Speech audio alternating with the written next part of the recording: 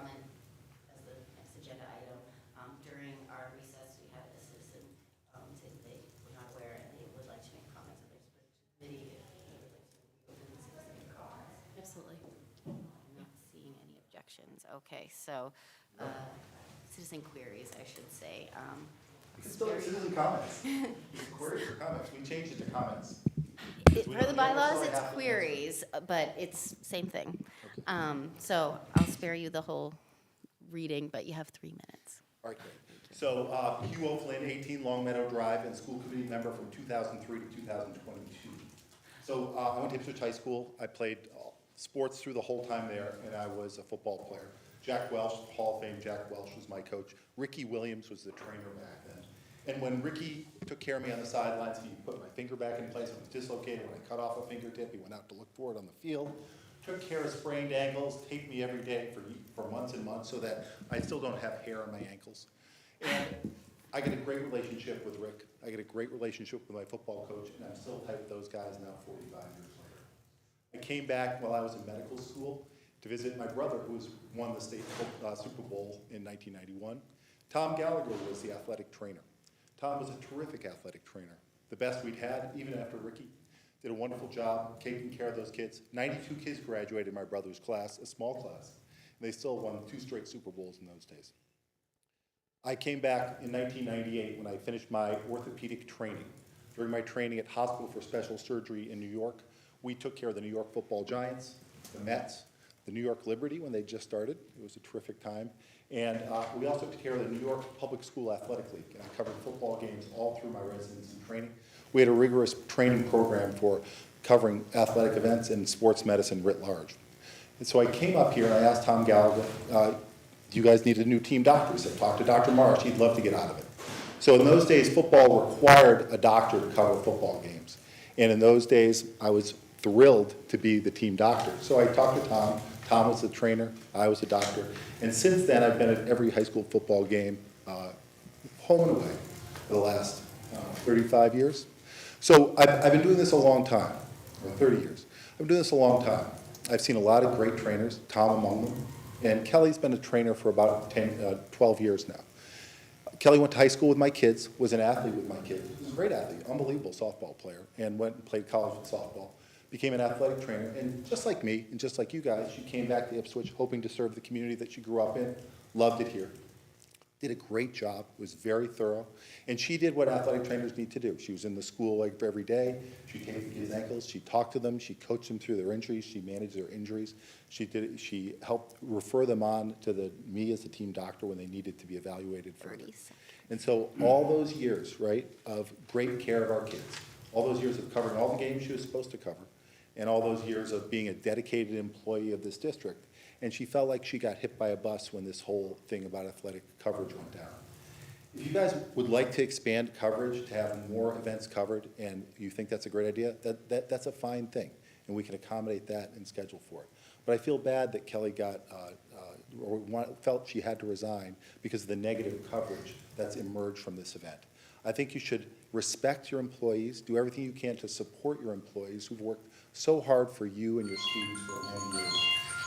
And I think my message today is very simple. Kelly was a great trainer that we lost because of this press and because of this exuberant reaction to something that she was not responsible for. Tom's a great athletic director. He does just what he's supposed to do. He's always by the book, and you should respect him for what he does as well. That's it. Thank you. Thank you so much. Thank you. Thank you. All right, are there any other citizen queries? All right, so we are on to reading of the district mission statement. Ipswich Public Schools aspires to empower all students to be global citizens who are effective communicators, analytical problem solvers, and savvy consumers of information. We propose to do this through an emphasis on communication, critical thinking, creativity, self-management, perseverance, and collaboration. Students will be active partners in authentic learning, offering voice and choice and demonstrating competency. All right. Thank you, Jack. Announcements and special acknowledgements. So for announcements, the next school committee meeting will be Thursday, May 7th at 7 p.m. here in the Middle High School Ensemble Room. Schools will be closed Monday, April 20th through Friday, April 24th for vacation week, and all district offices will be closed on Monday, April 20th. And mutual concerns will meet Tuesday, April 28th at 4 p.m. here in the guidance conference room. Are there any other announcements or special acknowledgements? Yes, the staff and musicians for their performance last night here at the high school was the spring choral and band concert. I was able to stream that from home, and it was fantastic. Great selection of music, a little bit different this year. And I just thought they all did a super job. All right, great. So now we are on to an overnight field trip presentation to Grand Teton National Park, and we welcome teachers Lori LaFrance and Jeff Krieger. Thank you. Good evening, Jeffrey and Dr. Blake and the school committee. We're here to present a proposal for an overnight field trip to Grand Teton National Park in March of 2027. We're going to talk a little bit about who we are, just so you know who we are, an overview of the program, specific goals for the students, the field trip finances, and then next steps, and of course we'll answer any questions that you have. Good evening. I'm Lori LaFrance. I have been a science teacher at Ipswich High School for the past 20 years. I teach environmental science, marine and coastal science, biology, and have taught a lot of other things over the years also. Yes, I've also led groups for, we went to Costa Rica in 2015. I've led those student groups, and then Jeff and I have led the past 2 years. We have gone to Yellowstone National Park with kids. And my name is Jeff Krieger. I've been a teacher here in Ipswich for, I'm finishing my 24th year. For 20 years, I was a Model UN advisor, and then I also, for several years, led our Close-Up Washington, D.C. program, where we went for a week in Washington. I teach American government. I teach criminology, forensic science, criminal justice, and world history 9. And as Lori said, Lori and I have led the last 2 trips to Yellowstone National Park. So this year we're proposing a trip to Grand Teton National Park for March of 2027. And we are planning on traveling with a school called the Teton Science School. So this science school has been around since 1967, and they were started up by a science teacher. We have been very impressed with the curriculum that they offer, and basically the things that they stand for. So they list their core values as stewardship for the land, collaboration, accountability, and innovation. And we really feel strongly that they will engage our students in some rigorous learning, research about science, culture, and the intersection between public policy and environmental sustainability. Another thing that we were impressed with the science school is their commitment to safety for our students. And so all of their instructors have been vetted rigorously. They are all wilderness survival trained, and we've been very impressed with what they have given us. They've done background checks on all of their employees, and so we feel comfortable traveling with them. I believe you have an itinerary. That is a sample itinerary in the packet that we sent out. And just want to walk you through kind of an overview of what something like that might look like. So we would fly from Boston to Jackson Hole, Wyoming on Saturday, March 6th. We would have a jam-packed week in Grand Teton National Park. Going from 7 o'clock every morning until 9 o'clock every night. We'd be doing a combination of field work, so authentic research outdoors, and with also some indoor classroom time. Students will be led by 2 Teton Science School instructors. And a snapshot of the activities will include snowshoeing or cross-country skiing. We would be investigating snow science and the importance of snow in the Rocky Mountains. We would be collecting data on wildlife such as elk and bison. And we would be exploring how stakeholders manage the park and the environment. Last thing we would be doing is they say that we were going to be studying the park's glacial features the geology, doing some fire ecology, and wildlife management. So one of the kids will be doing an independent research project during the week also. So a little bit about the logistics for the course. It's the week of March 6th. The reason we picked that week, it's in between winter and spring sports, so it gives everyone access. It's open to current 9th, 10th, and 11th graders. And as Lori said, we'll fly from Boston to Jackson Hole, where the location we're staying at is Kelly campus, which is part of the Teton Science School. It's about 15 miles from the airport. And this will be just for Ipswich students. So Ipswich students will not be with other students from other schools. It'll all be for us. And all meals from beginning Saturday lunch until when we leave the following Saturday, the 13th in the morning, are included. The tuition and fees for the course is $1,321. That covers everything. So students could come to Grand Teton National Park without any money.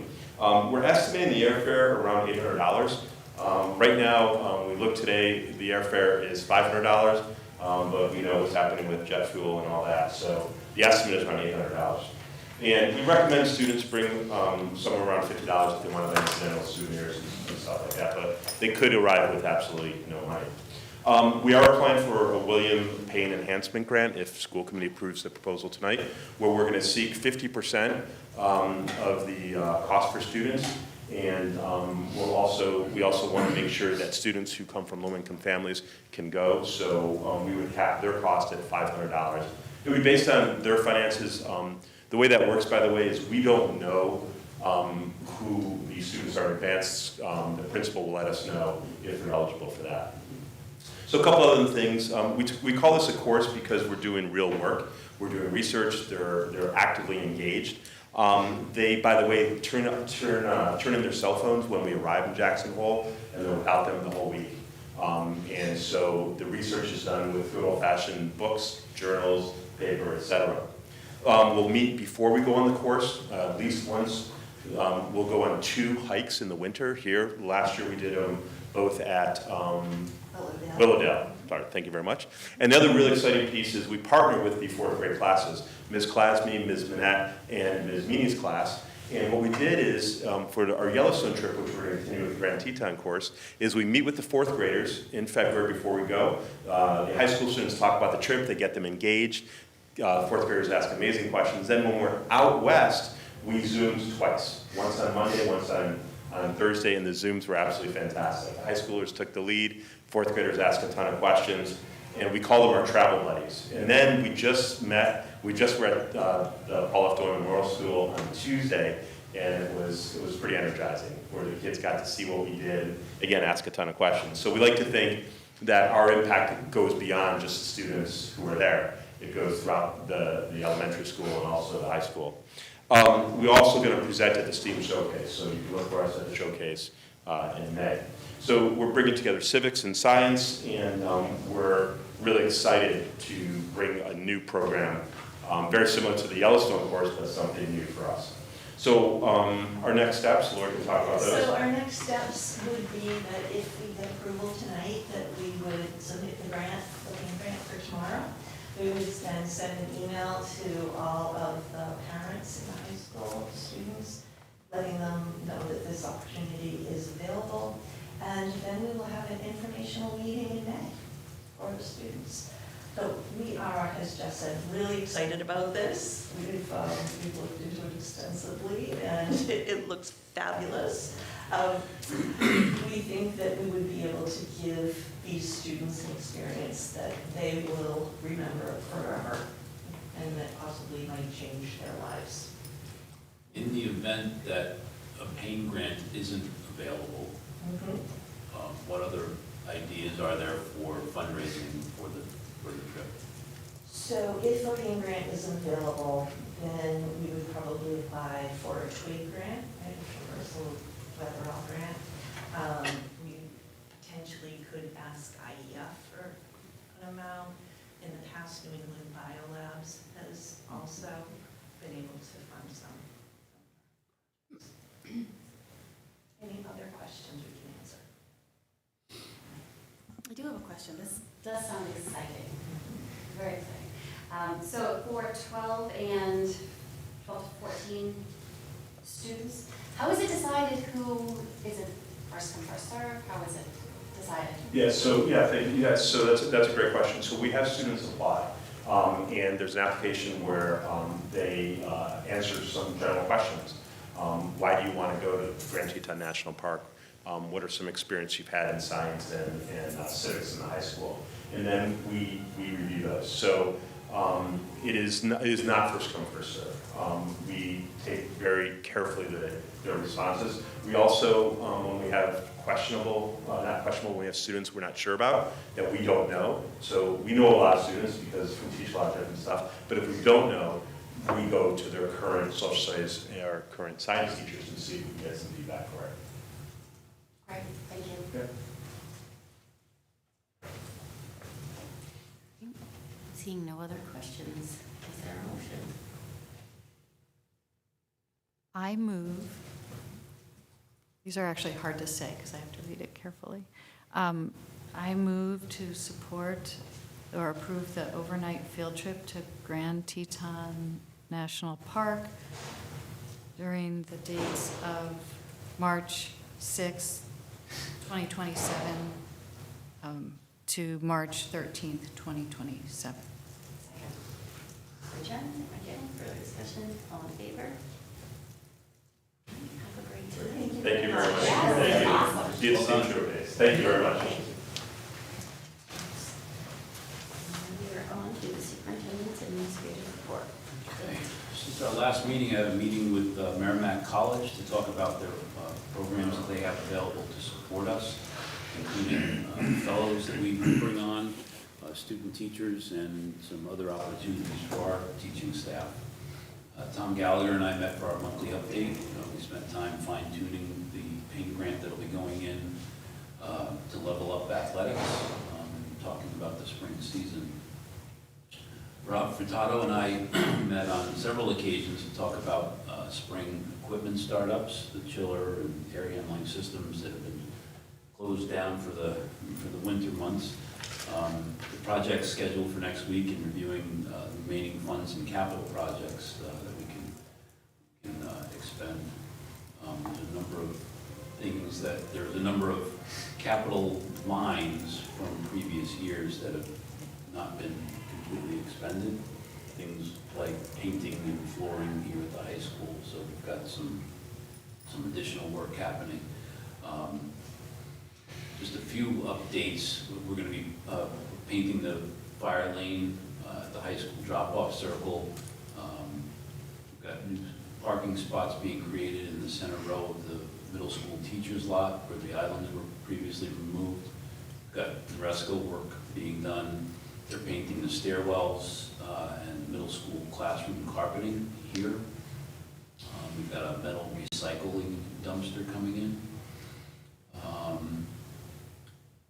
At Doyon, there's some exterior work being done, and again, some cleanup of metal scrap that has been sort of piling up, and we'll get it to the high school and get it into the dumpster.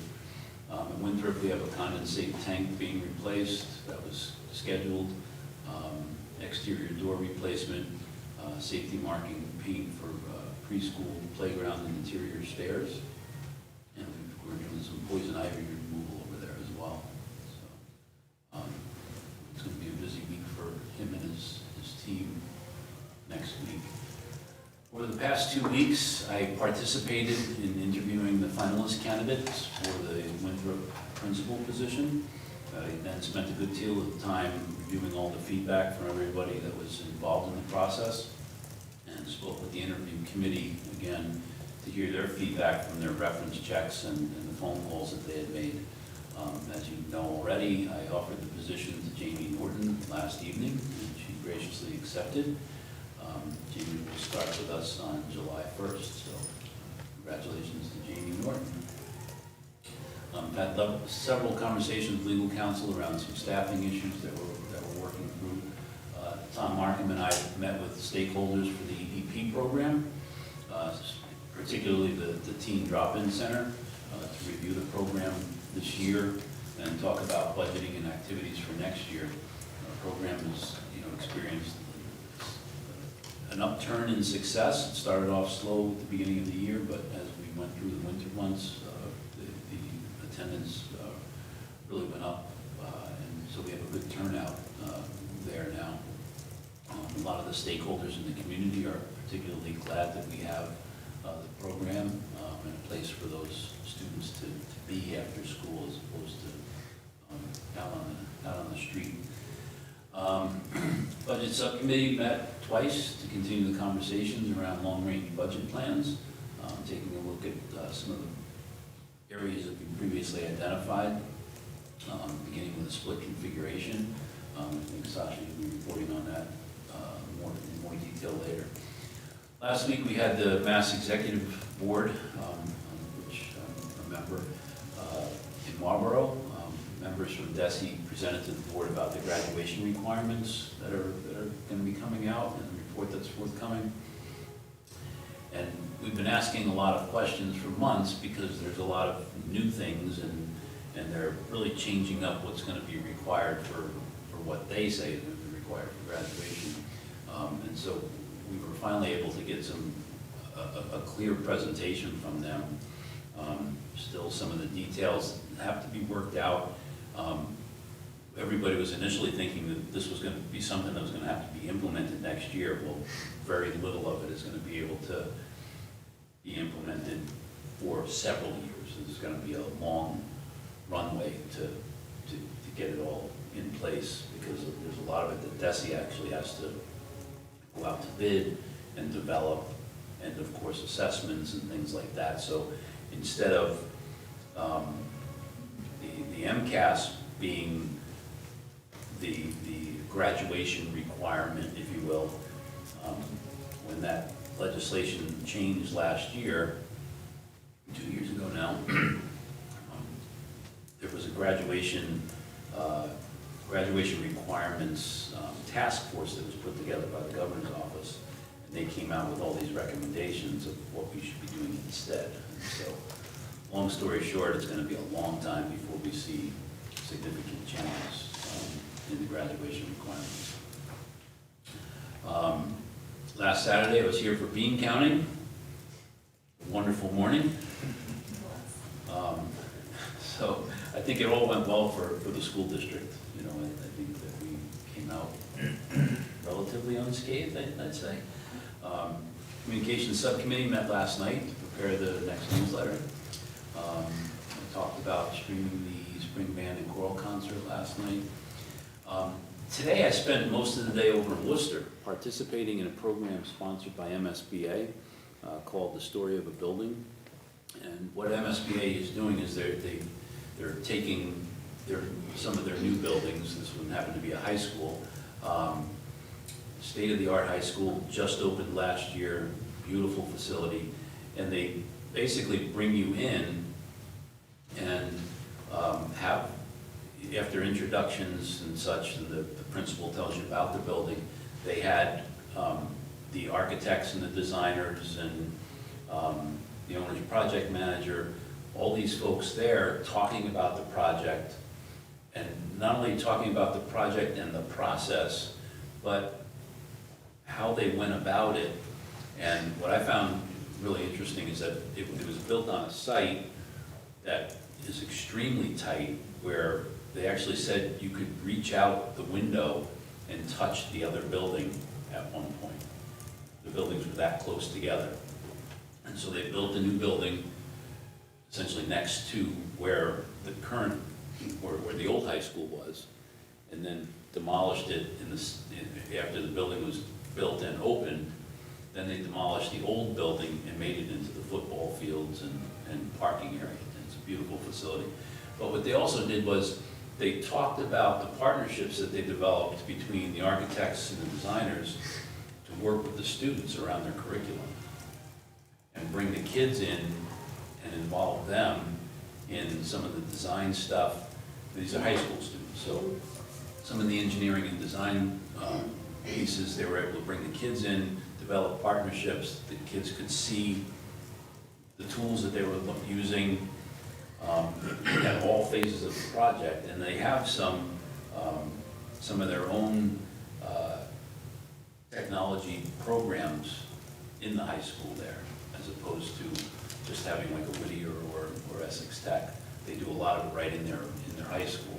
They have a number of pathways. So it was just fascinating to hear how the whole project came together and the different, it wasn't just a build this over here, the whole community was involved in it. And there were tours available for kids and the staff could work with the architects and designers. They went into the classrooms to teach lessons. So it was just a great experience for everybody all the way around. So I'll be sharing a lot of that with the school building committee at a future meeting. Tomorrow morning, I'll meet with Keith and Amy to review the technology projects. As you know, we do a lot of technology work over the different vacation periods, so I'll find out what that list looks like tomorrow. I've also been in touch with the MIAA and NEAS&C regarding a program that they launched just 2 years ago. And I remember hearing about it, so I called and followed up. And they have the ability, they have a program between NEAS&C and MIAA to come in and look at any athletic program from a standards-based perspective. And so I contacted them. They're sending me some information and will get us on their schedule to come in and take a look. So, like I said, I learned about it at the superintendent's conference 2 years ago. It was a brand new program. And finally, I want to let everybody know that I've made the decision to not ask for a contract extension at the end of my contract next year. As you know, I have, that next year will be my 4th year of the contract that I'm currently working under, the final year. That'll be my 25th year as a superintendent. I plan on retiring on my birthday in August of next year, so I think announcing this now gives the school committee ample time to figure out what we're going to do for a search and start planning for my successor. I think that, I know, I remain committed to the staff and the students of Ipswich, and I want to make sure that I can assist in any way to make it a smooth transition, both a smooth transition and a successful search, because I think that's important, for carrying things forward. So that's that. Next. Thank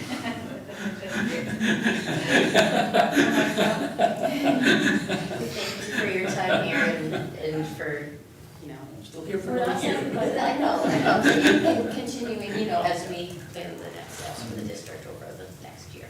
Thank you. Questions, comments for Dr. Lake? Yeah. I will hold my thank you for your service till later. What does this sentence mean? I had several conversations with legal counsel regarding staffing issues. Can you share more, or is that sensitive? It's because it's personnel issues. I just like to let the school committee know that I've been in contact with legal counsel around some different staff issues, whether it be some of the non-renewals that we're looking at, or potential discipline questions, et cetera. From a process perspective, I mean, is a disciplinary conversation with legal counsel something that we would know about, or is that So just? no, so No. it's not, it's operational. Yeah. And the Okay. reason for that is the way any of the process would work is with any situation regarding personnel. Yeah.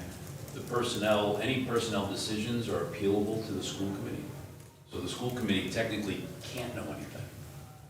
Because the minute you do, then you have to recuse yourself because you can't be unbiased party.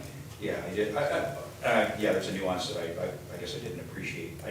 It always strikes me odd when we have something going on somewhere or sometime, but we can't really talk about it. I mean, that's, I don't know, I've struggled with this through 40 years of federal service No, as well. and- It begs questions when you have that sentence out there. Understood. Okay. And I fully appreciate that, because how many situations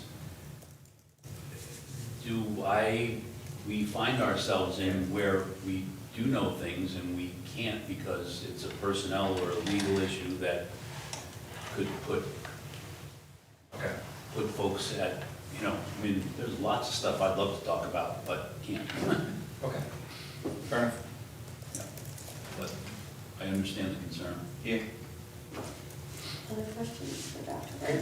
Yeah, I'm sorry, I'm gonna continue to circle around this a little bit. Okay. So how often, in your experience here, have we had an appeal that has come to the school committee for a personnel action? Not very often, But, I mean, because, once every 10 years, I mean, once every 5 years? I think maybe we had, I don't think we've ever had even a grievance arrive in the 3 years I've been here. we usually try to resolve them before they get to this level. So, I mean, we've had, Whereas my district, we've had some. it's fast and furious. Oh, is it? Yeah. Yeah, I was just wondering, you know. We try to just- resolve them before Okay. they get, So it's rare that it would happen? yeah, very rare, Okay. yeah. And that's, you know, and, I mean, essentially, legal counsel works for the school committee, right? I consult with legal counsel around issues, and I operate on the advice that he's Yeah. giving. Yeah, I just, and I know I'm delaying this thing, but I wonder what the threshold would be for some sort of misconduct in the school system that we shouldn't have to wait for an appeal to know about. You understand what I mean? I mean, not that it would happen, a teacher striking a student. Mhm. I would think that you would address it, talk to legal counsel, but we shouldn't have to wait for an appeal to know about it. So I think legal counsel advises on that. Okay. I've talked to them about just other things. So it's not black and white as. Yeah. I think the other piece to it too is that the chair will always know, Not details, not just that. details, but I know it's- just that there's, that- you know, that X person has been, I don't know what person. is, right, not what person, but a person. A person has been Right. disciplined for a thing that happens sometime. Right. Yes. That's what you'll know. In a That's particular it, building, like, that's it. literally what you said, but legal, Mhm. and I've, yeah, not about, but legal counsel can say, I'm working with Dr. Blake on a personnel issue, and that's all I get, that's all we get. And I think if you're asking what the criteria is, I think we can trust them to navigate that, because it is a personnel issue. So I think if you have more questions about it, you can. I will legal take it counsel. offline and answer Yeah. more questions. I'm not 100% satisfied. So, yeah. Okay. Any other questions? Next up is subcommittee working group and liaison reports, budget. We do, yeah, that's fine. We have a couple budget items, I was suggesting about, we can keep them separate. We met a couple times with the intention of continuing the conversation about multi-year budget planning. We've been focused on what will the next override look like and how far out will it be. We've done a great job of pushing it out now 2 years, or over the last year, we've been able to push it out an additional 2 years.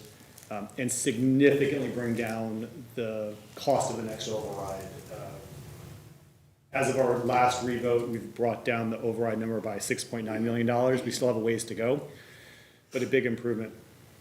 The discussions we've been having are how do we make strategic changes that are intentional and planful around overall programs instead of individual cuts or changes to programming, so that it does not become disruptive to the administrative team, staff, or to students.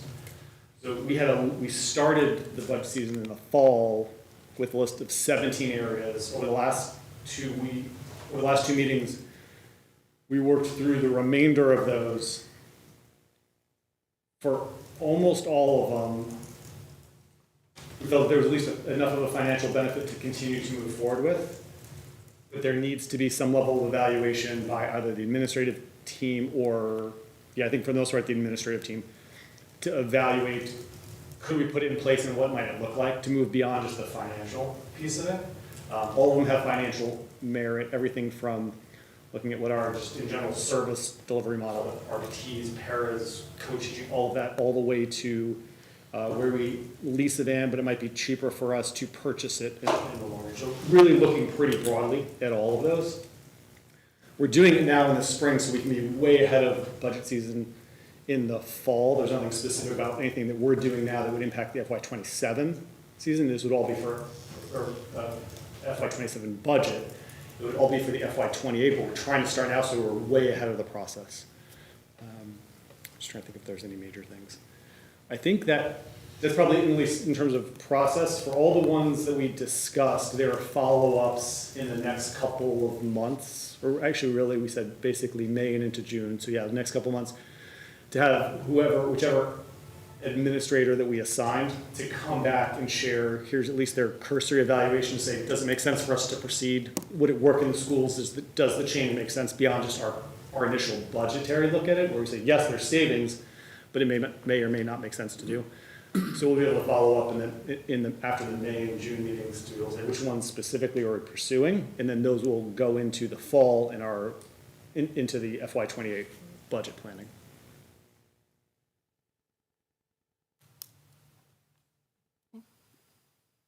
Well, I think you're going to be putting together a task force that you'll be soliciting, Yep. Perhaps one school committee member. Okay. Great configuration. Any other questions on budget? Okay. Communications. The April newsletter is in your folder. If you haven't already, take a scan through that while I cover the key sections. So the first one is on the budget, noting that it's been finalized, and just like we had in the previous ones, noting that we're continuing to look at making sure that future override, thinking about future overrides and trying to keep the dollar amount down. Like I said, in particular, we pushed it out a year, brought it down by $6.9 million, so terrific progress, more work to do. And a reminder that it does need to be voted at the May town meeting. All materials are on the district website, so we're including a link there. Next one is the elementary school building project update. Just like last month, we're including this as like a special update from the building committee itself, not specifically from the school committee. They don't have formal communications up and running yet, so this is the best vehicle for them. So this update is coming from them, mostly on the process where we are. Major milestone coming up in April to move into feasibility, and then also just including the broader timeline so people are aware of what's coming. Our normal roundup of activities and accomplishments, including a couple of placeholders for this evening. So some of the things that you see in there are in anticipation of a discussion that either we've just had around Grand Teton visit or some other things. And then our usual upcoming district events, including including the Maytown meeting. I'm just pausing because I'm realizing we do have April vacation in there, depending on when we send this out. We'll just pull that out and blind. Oh, right. No, let's see. Yeah. Any questions, comments, suggestions about what's in here? When is this going out? That's what I was just going to go to next. So we usually do the last Monday of the month. So, sorry, we approve it to get sent yet. So that would go out on the 28th.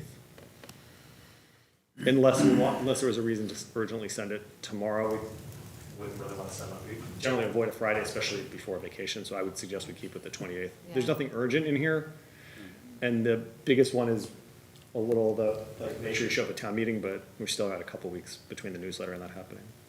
The only thing I was going to say is that in the second paragraph, the next step is the annual town meeting on May 12th. I know we don't have, well, I guess we do have article numbers, like should we be putting article number and either a link to the warrant or just Sure.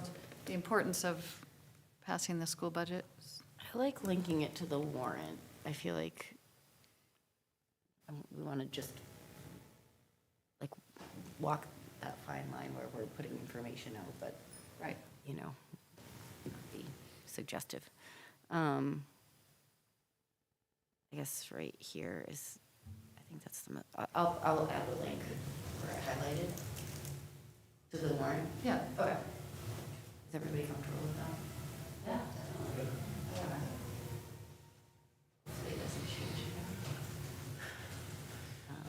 Okay. Great. Any questions for communications? I just have one comment, and it's for probably the group that might be dialed in, although it's a tiny little paragraph in this update.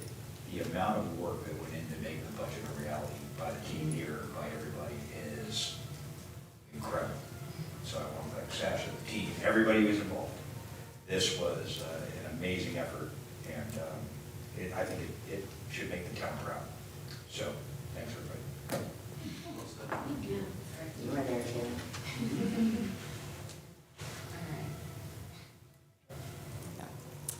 All right. Great, all right. Sorry, the other thing we discussed, we touched on the communications, but actually was in budget as well, was, we previously, and then again brought back up the idea of engaging a communication consultant firm to help, particularly with the elementary school building. The building project committee is discussing it, but we brought up again, one, to reinforce the need there, but just with some of the other things that we're discussing here around the table, just in general, and the value of it, especially with some of the, as we see bigger changes, or just in general to help with overall communications about anything around the school district to make sure to go above and beyond what we're doing today. The value of having a communications consultant. So we talked about that. Brian already has a couple quotes, but he's going to get a couple other quotes and also just a rundown of what services they would offer to bring back to us to discuss whether it would be valuable, what it might look like, and then from a budget perspective, what the impact, and do we feel like it's worth it. We also need to just consider that in the broader context of the building committee and the financial piece. We'll go through the details when we come back, but just we're getting started to gather that information to bring back to this full group here. Great. Where would it be paid out of the school budget or the town budget? To be determined. The school building committee would definitely hire, well, not definitely, intends to hire a communication consultant. It would be funded through some of what's already been approved in the broader project. If we use the consultant for school committee specific or school district specific things, we'd have to talk about what that might look like. That's part of what we need to evaluate. Are they going to spend 50% of their time supporting us, 50% supporting a project? How might they invoice it? So we need to get into what that would look like. I think it'll be helpful once we have a sense of the cost too, in the tens of thousands of dollar range, just like for order of magnitude to understand what it looks like. It's not hundreds, it's not hundreds of thousands. So we need to see what that would look like. And do we feel like there's enough value for what we would be paying for the cost of it? I think it's helpful we can keep talking about it. I just think it's helpful we'll have the details so we know specifically what we're talking about. Like, are they updating the website? Are they sending newsletters? Are they doing social media? That'll be helpful for the context of like, is it working for us? Yeah. Do we feel like it's helpful? Yeah. All right, thank you. Are there other, before we go to liaisons, any other subcommittee or working groups that met? For liaisons, I had on my list, says IEF met. Yep, IEF met a week and a half. These weeks are all blending a little bit, sorry. They had a report from Steve Pelosa, who they've hired to help with kind of not just fundraising, but also kind of organizing them a little bit better. One of the things that's come up repeatedly is when they are fundraising and when they're meeting with potential donors, how are they different from Payne and Twig in trying to identify sort of where they fit in that niche. So I think one of the things that I believe, although it kind of came out at the very end, but I think they're going to try and get together maybe in a sort of workshop mode and discuss sort of their identity and how they message to the public and all that stuff. That's just, I think there really is a need. They do fit in a sort of an interesting place. But right now they don't have the language around how to properly differentiate themselves. So I think that's their next big step. All right, thank you. Anybody else at the meeting? Okay, can I question about the turf field house? I'm just wondering, you know, we're talking about paying grant money and wanting it, and there's a lot tied up there, and what's the latest? When you say there's a lot tied up there, what are you referring to? Well, a lot has been, you know, put aside for that project, but we've not seen a shovel in the ground. So that was, I mean, this is gonna take me back to a few meetings, but I think I don't think we voted, that committee, and Tom has, I don't think we've met as of recent, there's a lot of emails with architects and plans, but the idea is that, to start the project in 2 phases, with the first one this summer, so shovel to the ground. Great. Yeah. And then what's the plan to make up the difference? So, we're not sure of that. I do think that the committee looks like they're submitting another They're- main grant. I'm looking at you. Yes. That's great. So- I saw the budget, a budget sheet, I've not seen the entire grant yet, but yes, there is a request for another 300. Yeah. We've got about $900,000 in requests for $450,000. And the deadline's tomorrow. So- Who's signing off on that? Who's the staff member? Tom Gallo. Okay. And then they need to be vetted through you before they go to the committee. And the last time the school committee voted was the last batch.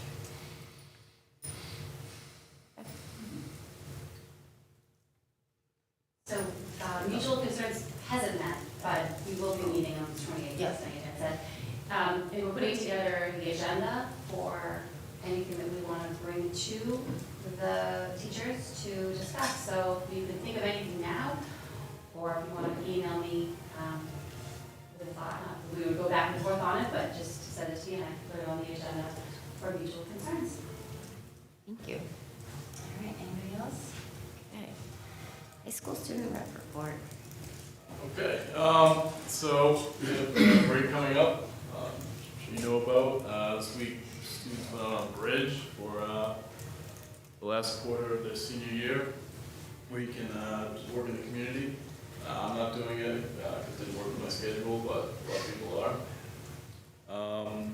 Got sports going on still, it's all going pretty well. I know this week we're going to be going on a trip to Charlotte for our 110 scale car races. So we're leaving for that, not this Friday, but next Friday. Today, students left for the France trip. So they're flying over there now. Not much else, really. Wonderful. Questions? Are you counting the days to graduation? I don't even know when our graduation is. I don't know check, but, You ever want it to end? well, I'll just say that. So, yeah, these are for a game. I won't elaborate too much. Not to, but they're for a game. Yeah, Should they that game. safe, I guess. So, that's it. All right, Tom, you're in the report. Not tonight. All right, Dr. Blake, field trip rubric review and discussion. Yes, so this is something that we've been talking about for a while.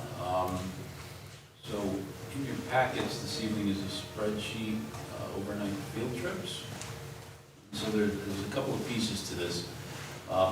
One, we updated and organized all of the field trips that have been happening over the last, since 2021, 22 school year. So as you can see on the sheet there, all of the different overnight field trips for middle and high school, the dates of the trip, what the staff requests, who the staff were that requested them, and then what the funding sources were. And then the last couple of columns there deal with the money in terms of the cost per student, and if there was a grant, what the actual costs, what the costs ended up being. So we compiled all that. I think initially there were conversations about the number of trips that students are exposed to taking overnight, and B, the frequency of them.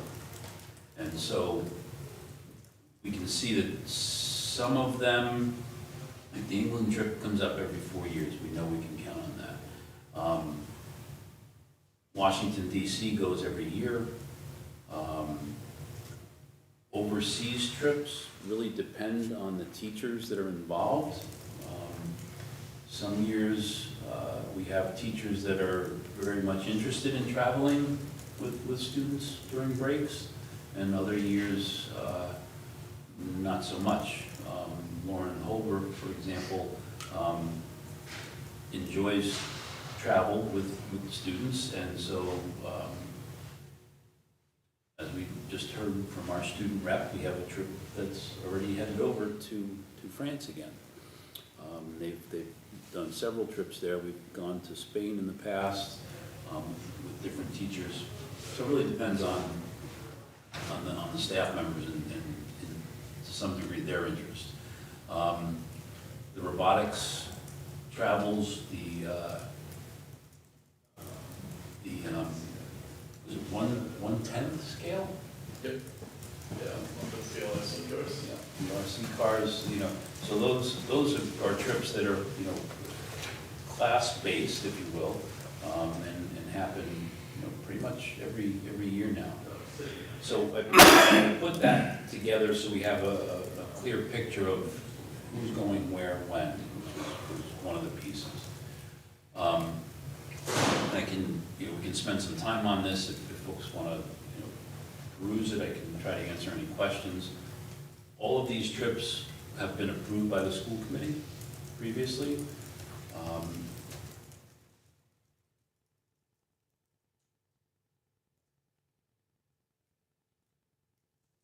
So if there are no immediate questions, the next piece was I started poking around, and we have a couple of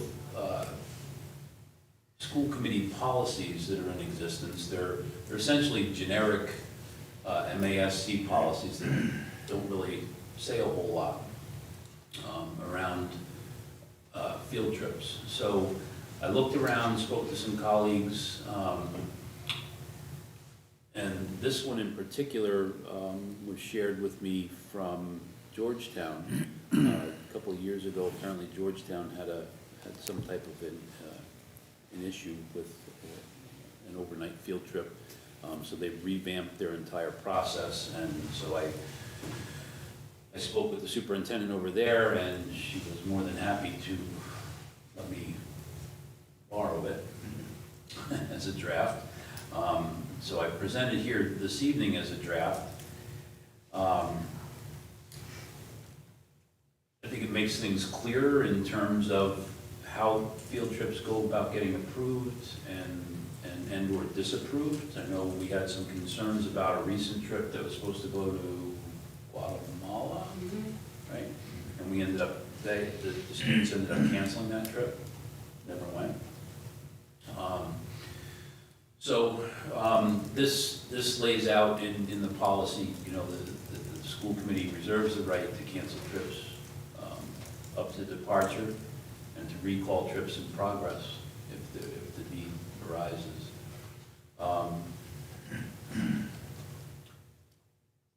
So I think this is something that should go to the policy subcommittee for review. And then we can talk about it there and then perhaps bring it back to the full school committee. But then I wanted to take it a step further, because I think what we have is, well, you saw the forms tonight that Jeff submitted. There's not a whole lot of information there. I think it can be a lot cleaner. So also in your folder this evening is a draft school field trip procedural manual. This I also lifted from another school district.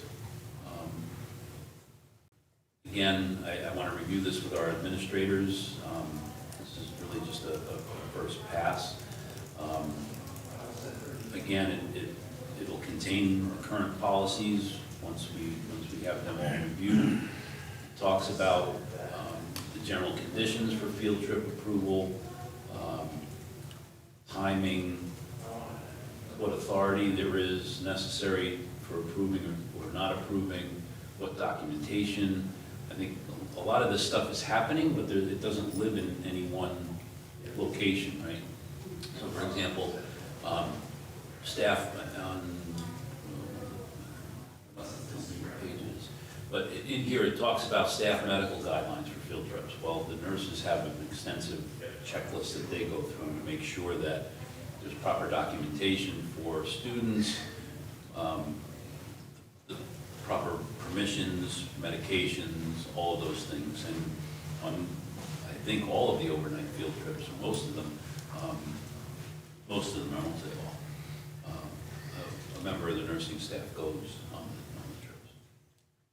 So, but this just gives us the opportunity to have it all in one place. So I'm going to finish processing this with the administrative team, and then I'm not sure if this is something that needs to come to the school committee for approval, like a handbook would. But certainly I think it's warranted. And then there's a whole section in here on cancellation of field trips as well, supervision, chaperones, etc. So I think this gets us where this answers the questions that we were asking early on about how permissions are granted for field trips, how they come about. Spreadsheet, we're able to show who's going when. And I think those are the kinds of questions that we had going into this. Thank you for this information. I'm sorry? Thank you for this information. Welcome. That's great. Questions for Dr. Lilly, comments? So the end of this portion, instead of what we received tonight when we were looking at the overnight field trip request, it would be, oh, this is just the checklist. Do you already have a form? There are forms, they're not in this particular draft. Okay. I think we had to, because I took this from another district, we have to make our own, Yep. essentially. So you would use these, the draft of As templates, yeah. template Yeah. to improve the form? But before I do anything with it, I want to make sure I have permission. Yeah, so what I'm seeing, I know, so you found a field trip policy from another district. We have two currently, and the one, so I'm unclear if you want to replace the two that we have with this one. My preference would be you take from this one the sections that you like and track change it in the policies that we have.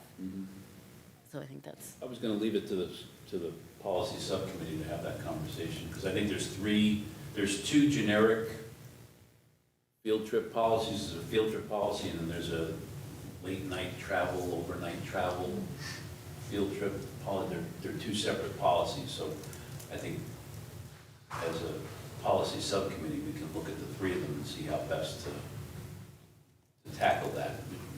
Maybe that we put it all in one policy. yeah, I guess I'd love to, so we can hit the ground running at that meeting to either come with a proposal. Okay.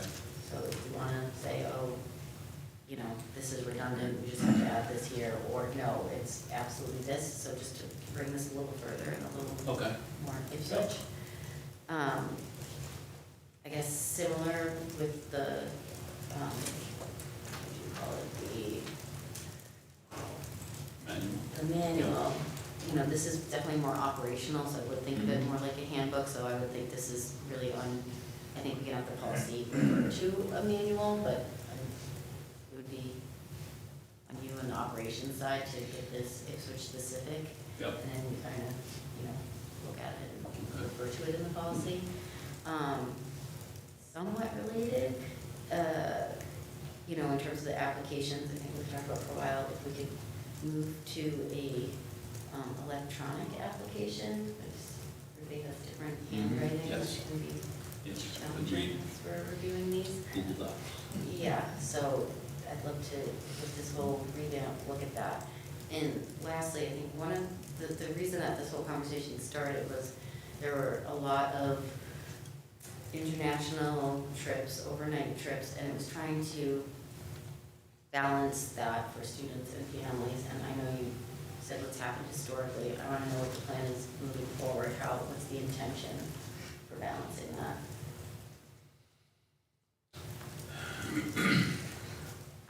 I don't know that there is a plan because of the frequency. I mean, I don't see us doing, for example, the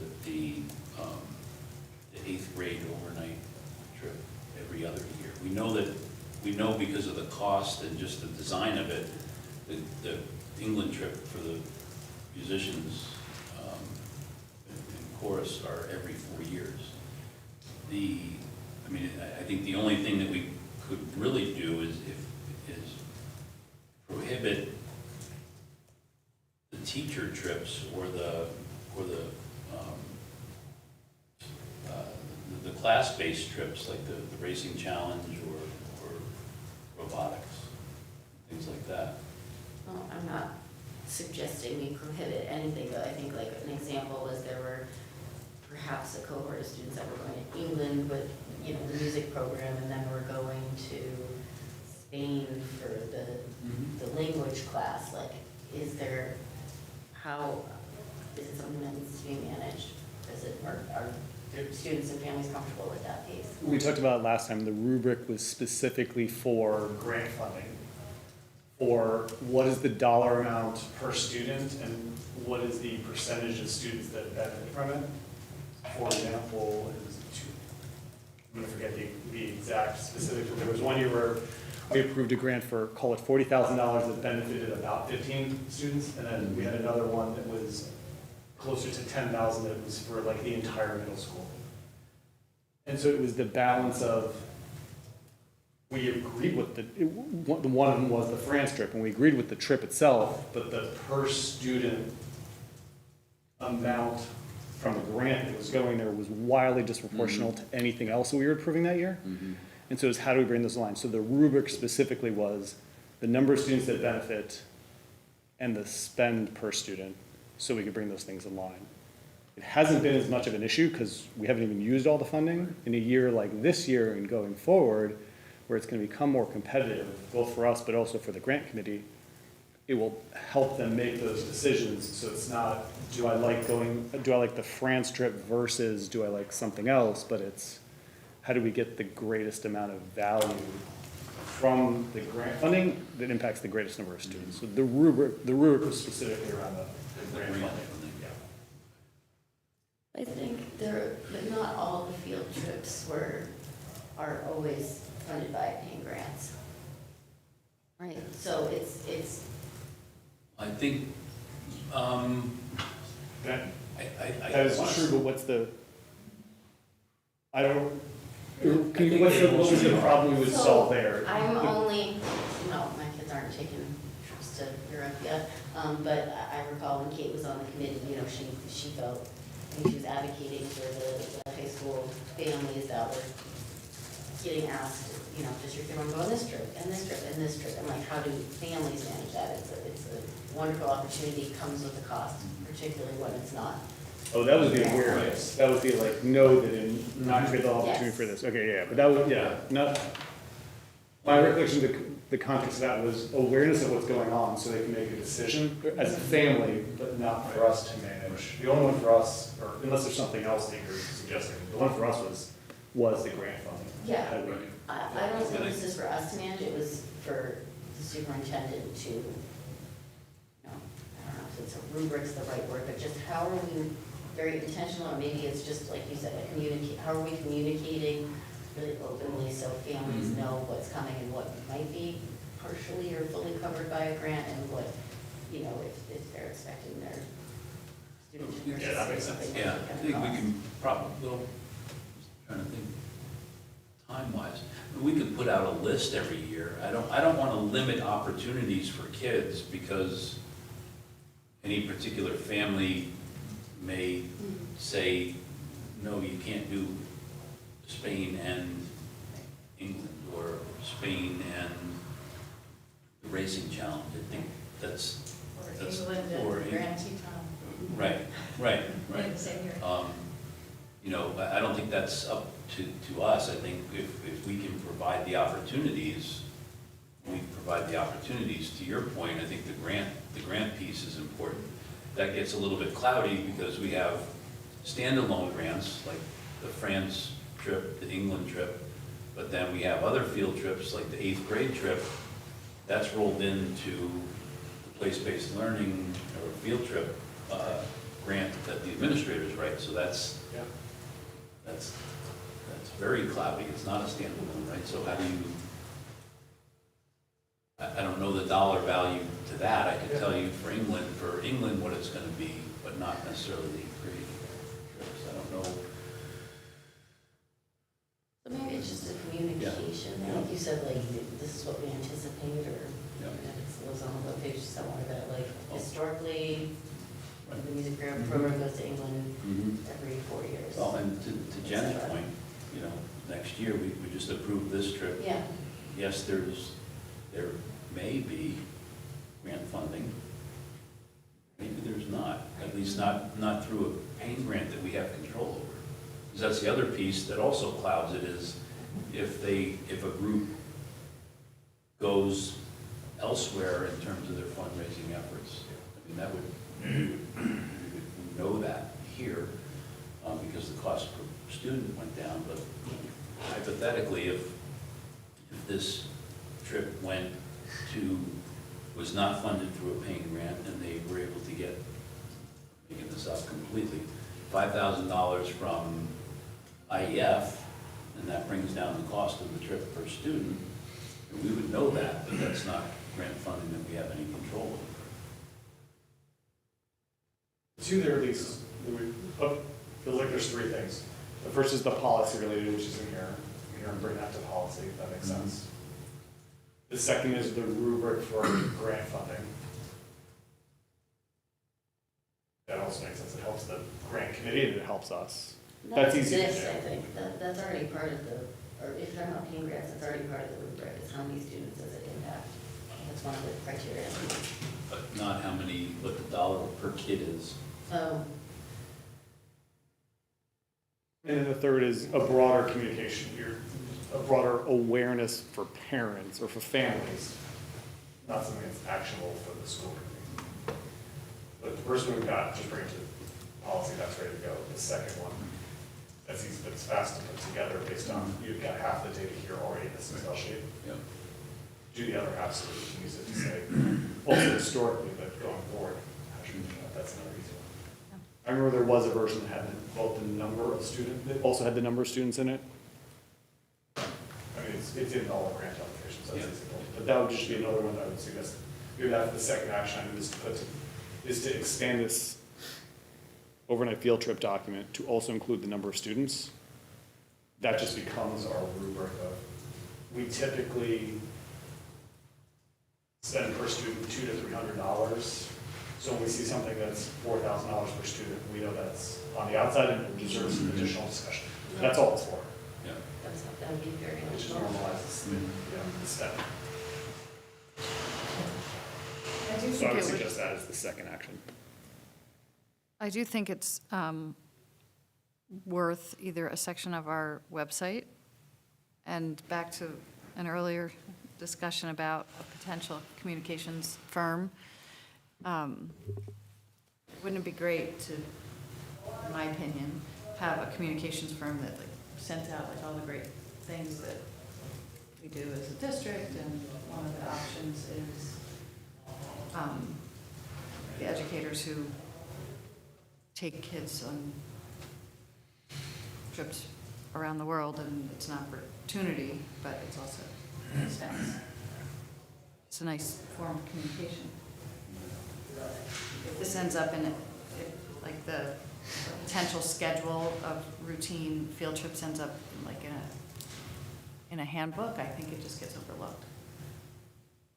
And I'm not sure what other forms of communication. I know you could do a weekly newsletter, like where is it appropriate? Yeah. And right now, all we have is our website. Which, like I said, I think it could live there in a section.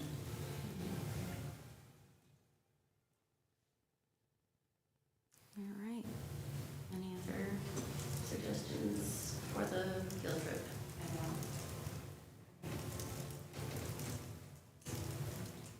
All right, next up, student retention data review. So this, this originated with some comments along the way that we were losing student athletes in particular to other schools. And so I took it one step further just to show over the last 3 years is what I pulled. And so you can see each year from grade 8 on, right? And then the last column, it shows where the students went. You can see I think the bulk of them are either Whittier or Essex Tech. Students move, and then the private schools. You can see that for each year.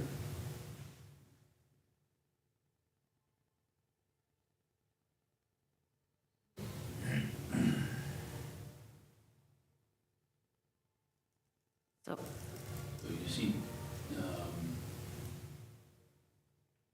when kids go to other, if they move, this is all withdrawals from the high school. So if they moved, it's noted there. If they went to a different high school, there could be a variety of reasons why they went to another public high school. When we do have a reason in that column, is that entirely self-reported? Or is that, are we surmising that basketball is the reason why they left?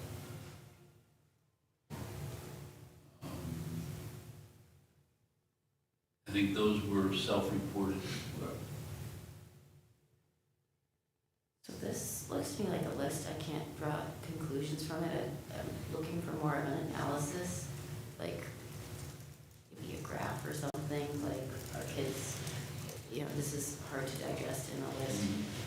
Our kids mostly go to private school, they're mostly going to vocational school.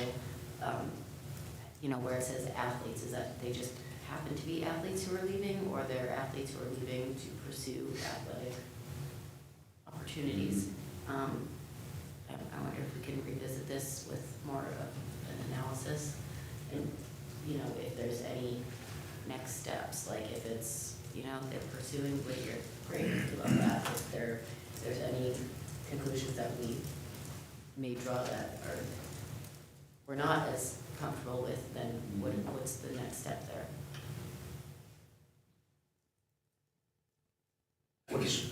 What does TECA mean? TECA is an online virtual learning school. Okay. And that's different from online school, like there's? Yes, there are a variety, but TECA is a very specific one that's run by, available to students in Massachusetts. Okay. Might be interesting too, I know we have the raw data, but to see this next to the, I guess, choice, but like, if this is what's going out, what's coming in, in with these years and what grades. Okay, so you want to see enrollments?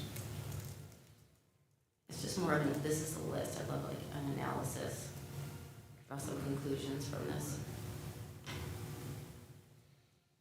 I have a question question on the column athlete.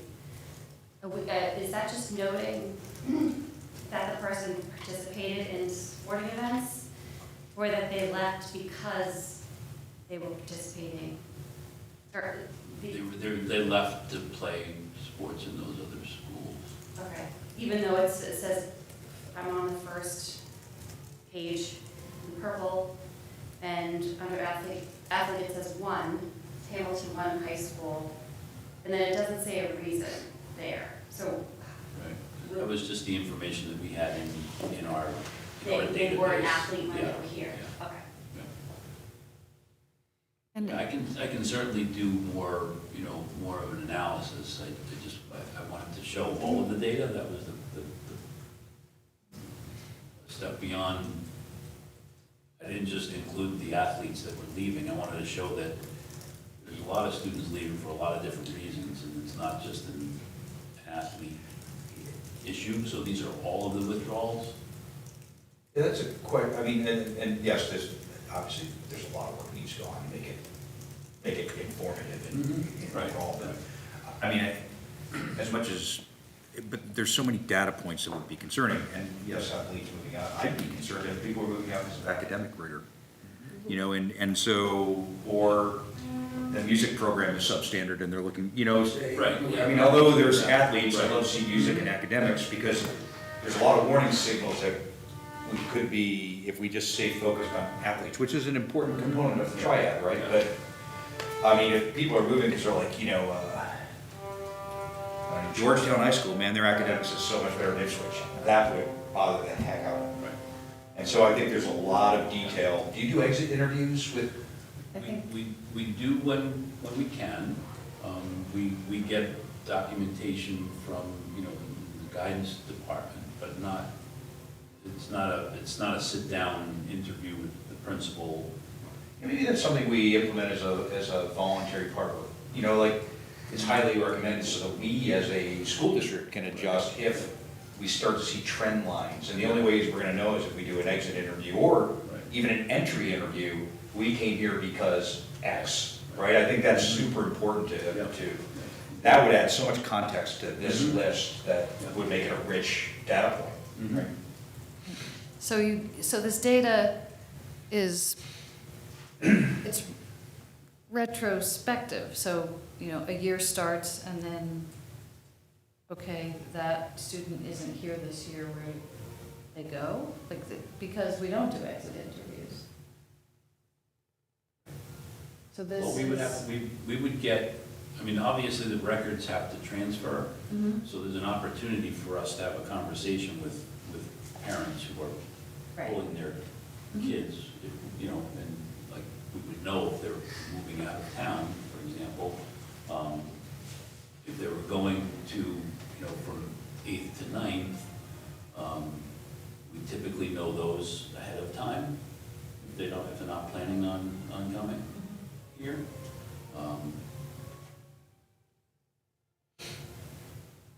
I'm going to make the assumption that the reason column, if you ask a family why their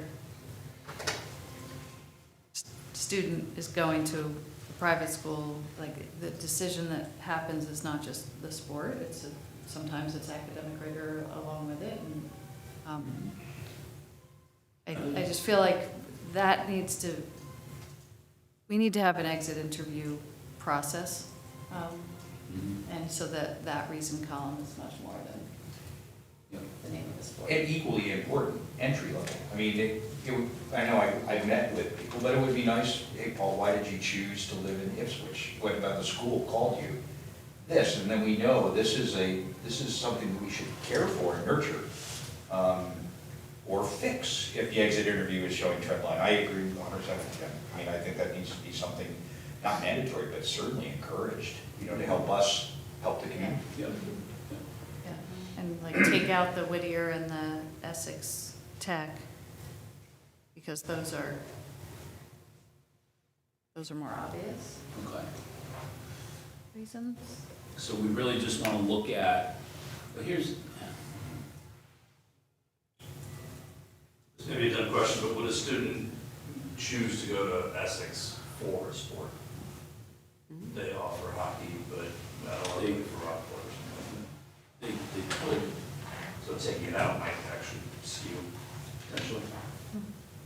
Yeah, I think we, 100%, I think everybody, no matter how, why are you doing, because that also could help us understand, and Why? Essex understand what they're offering that's so valuable as well, and that we would never be able to replicate here, and help us inform future kids, hey, if you're thinking this, hey, a lot of kids have gone there for that reason, and, Yeah. Or even deeper, okay, so we're going to Whittier, why? That should be an exit interview as well. And so I take back what I said a few minutes ago. And that those are obvious, because maybe there are different reasons. You don't just, looking for a tech education, maybe there was something here that we're lacking. Yeah, I think we're all asking probably the same thing, is the more nuance we can get, the better. I mean, how easy that's gonna be to collect is a different story, right. but still, there's a lot of value there. yeah, I would, and this is an assumption, I hate making assumptions, but I think parents would be pretty free on why they're doing it. And in the absence of that, guidance counselors would probably be the next step, I would imagine, right? They're right close. Yeah. Yeah, and if all the exit, at least if the exit interview is a form that the family can fill out that goes through the guidance counselor, because I think that is who has to send over transcripts and Yeah. everything, so that is already the point of contact as somebody transfers out. Then that could be the answer right there. As the transcript is requested, the family fill out the form. Yep.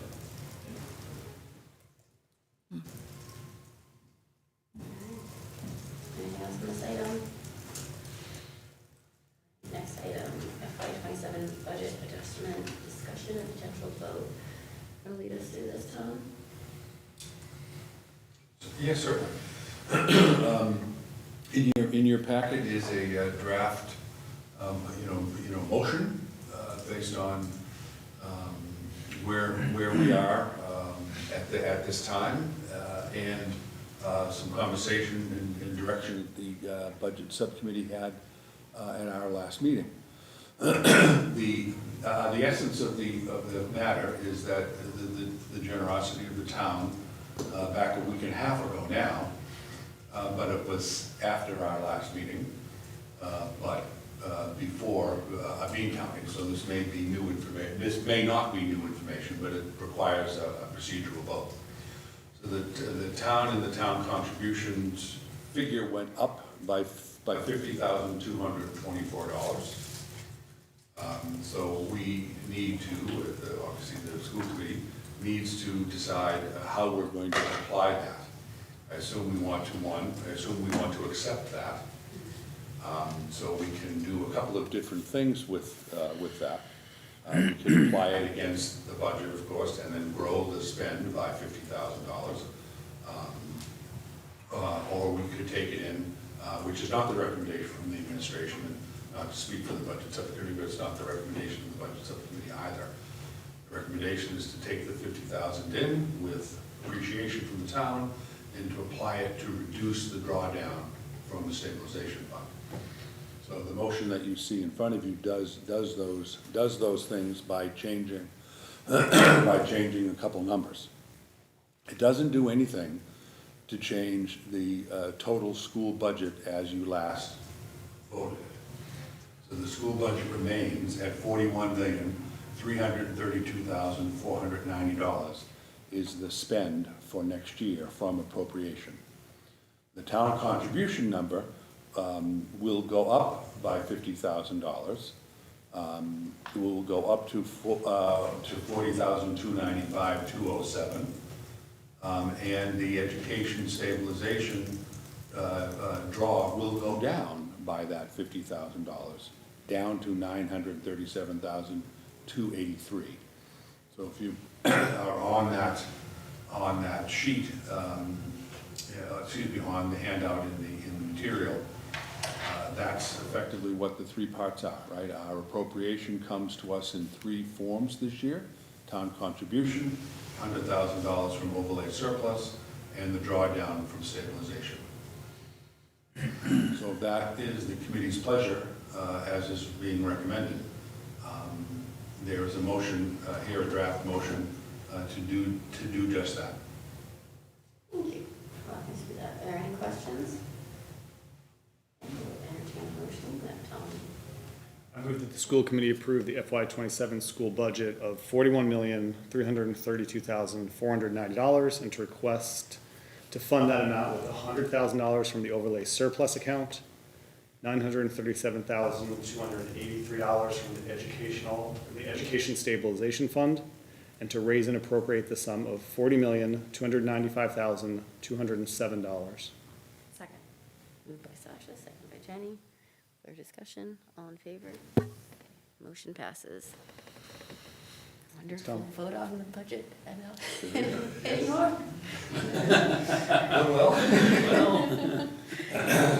I did tell the town manager's office and the finance office that after this vote, I would send an email, which I've actually already drafted, in anticipation of this passing. So I haven't hit send yet, but tonight before the night's over. Thank you. All right, now we are on to town meeting warrant vote and speaker assignments. I was thinking we'll go to each article, discuss it, vote it, and then do assignments after all of that. From watching the select board meeting, the town moderator is different than what we've done in the past, recommending that the motion is to recommend or oppose, and we'll just be very clear with how we articulate that to finance committee to report it in the book. We always move to recommend, right? And then. No, so we're not doing that. Oh, we're not? Yeah, he wants us, if you don't recommend, then you oppose. Do a second motion. No, A second, yeah, vote. if the, no. If, definitely not. What we've done in the past, I think to your point, Sasha, is we vote to approve something, and then it's a 0-7. Make a motion to Right, approve, right. but then we We vote vote it down. negative. We vote it Instead, down. we're gonna, the motion will be to oppose. So if you agree to oppose the article, the motion. Okay. It'll make sense as we go. Oh, no, I understand it. I'm Just gonna figure it clarify out as this we go. change. Yeah, me too. I don't quite understand what, Wilderness, but that's fine. Yeah, Yeah. we'll get there, okay. Okay. Related, I just got an email from Emily that I just forwarded to you all about wording for the book. So, mostly to Sasha. I'm good with that. I reviewed it. Okay, but if anybody has any comments, they can bring that up under this item. Okay, so, let us begin. Let me open her up, okay. All right, Article 1, the consent calendar. Any discussion? Okay. Is there a motion? And the motion is either to recommend or to oppose. Wait, I'm behind. Hold on. Because I was reading the email from Emily. What are we doing? I'm sorry. We're on Article 1. Okay. I move to recommend Article 1 consent calendar. Second by Sasha, second by Jenny. Further discussion? All in favor? Motion passes 6-0.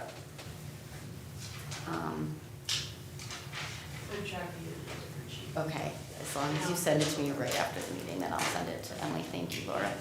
Okay. Next up, Article 2. Move to recommend Article 2 Finance Committee election. Further discussion? I will say that I believe the other boards, well, yeah, they do not take a position because we don't know who that person is yet. Oh, I thought the motion was. yeah, it's to to vote. call the same thing. Okay. Yeah. Well, you're on a roll, so go, man. I don't mean to interrupt. I thought it was to take the action for a town meeting to do it. Am I misunderstanding it? That's what I thought it said too. Why don't I withdraw my motion and I will recommend that we ratify town meeting? Really? The motion has been. Yeah, to avoid the process question. It's been withdrawn, I think you're just. I second that you withdraw your motion. There wasn't a second. Didn't you say? I don't think there was a second for the motion. I think Jenny hopped on it. You Oh, you did. I did. Okay, withdraw your second, Ratify. or something. Okay. Okay. Okay. So, grab it. Okay, thank you. Move that one second. So wait, what did the select board do? They didn't take a position because we don't know who it is. It's gonna be,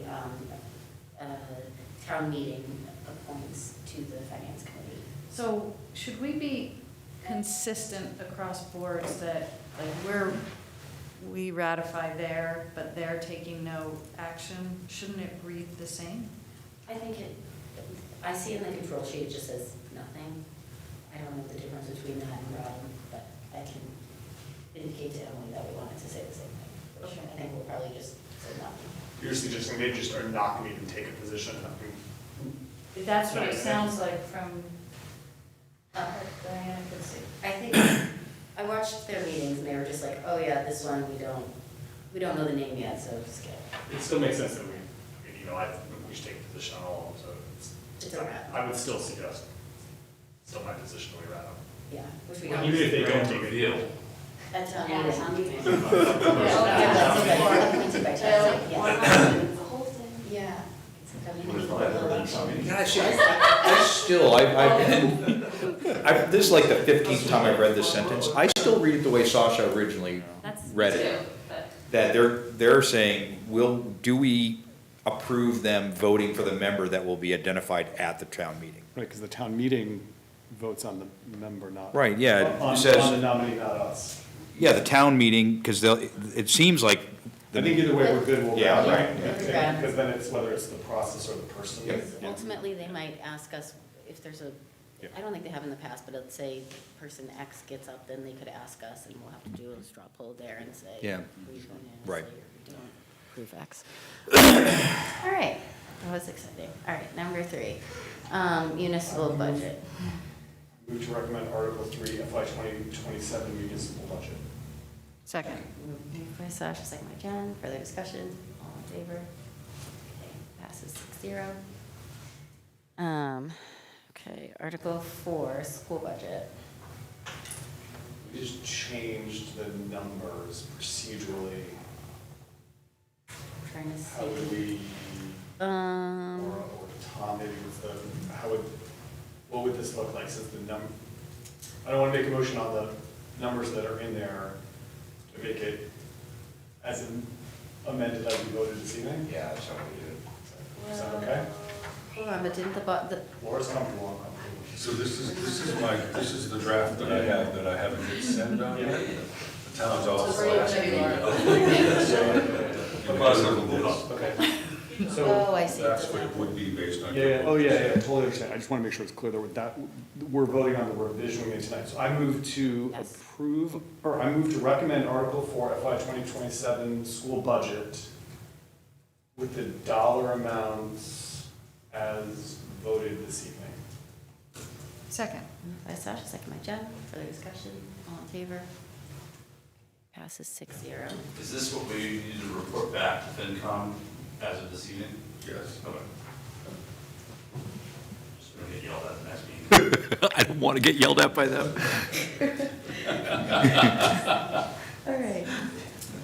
All right, Article 5. I move to recommend Article 5 FY 27 Whittier Regional High School budget. Moved by Sasha, second by Paul. Further discussion? All in favor? Passes 6-0.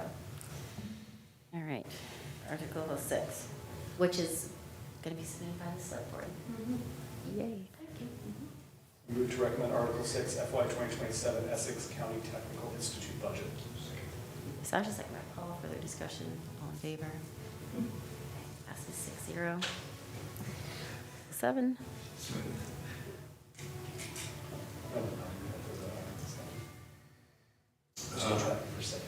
We're tracking for 750. Okay. Sorry, I should have said that. We're still on track to return $750,000 to the Education Stabilization Fund. The number isn't in there, but We gotta give them that this evening as well. Is it this evening or is it at No, town wait meeting? Yeah. We have in the past, provided it as part of the motion at town meeting. Okay, okay. I move to recommend Article 7, transfer of FY '26 appropriated budget funds to Educational Stabilization Fund. Moved by Sasha, second by Paul. Further discussion? All in favor? Passes. I have a question.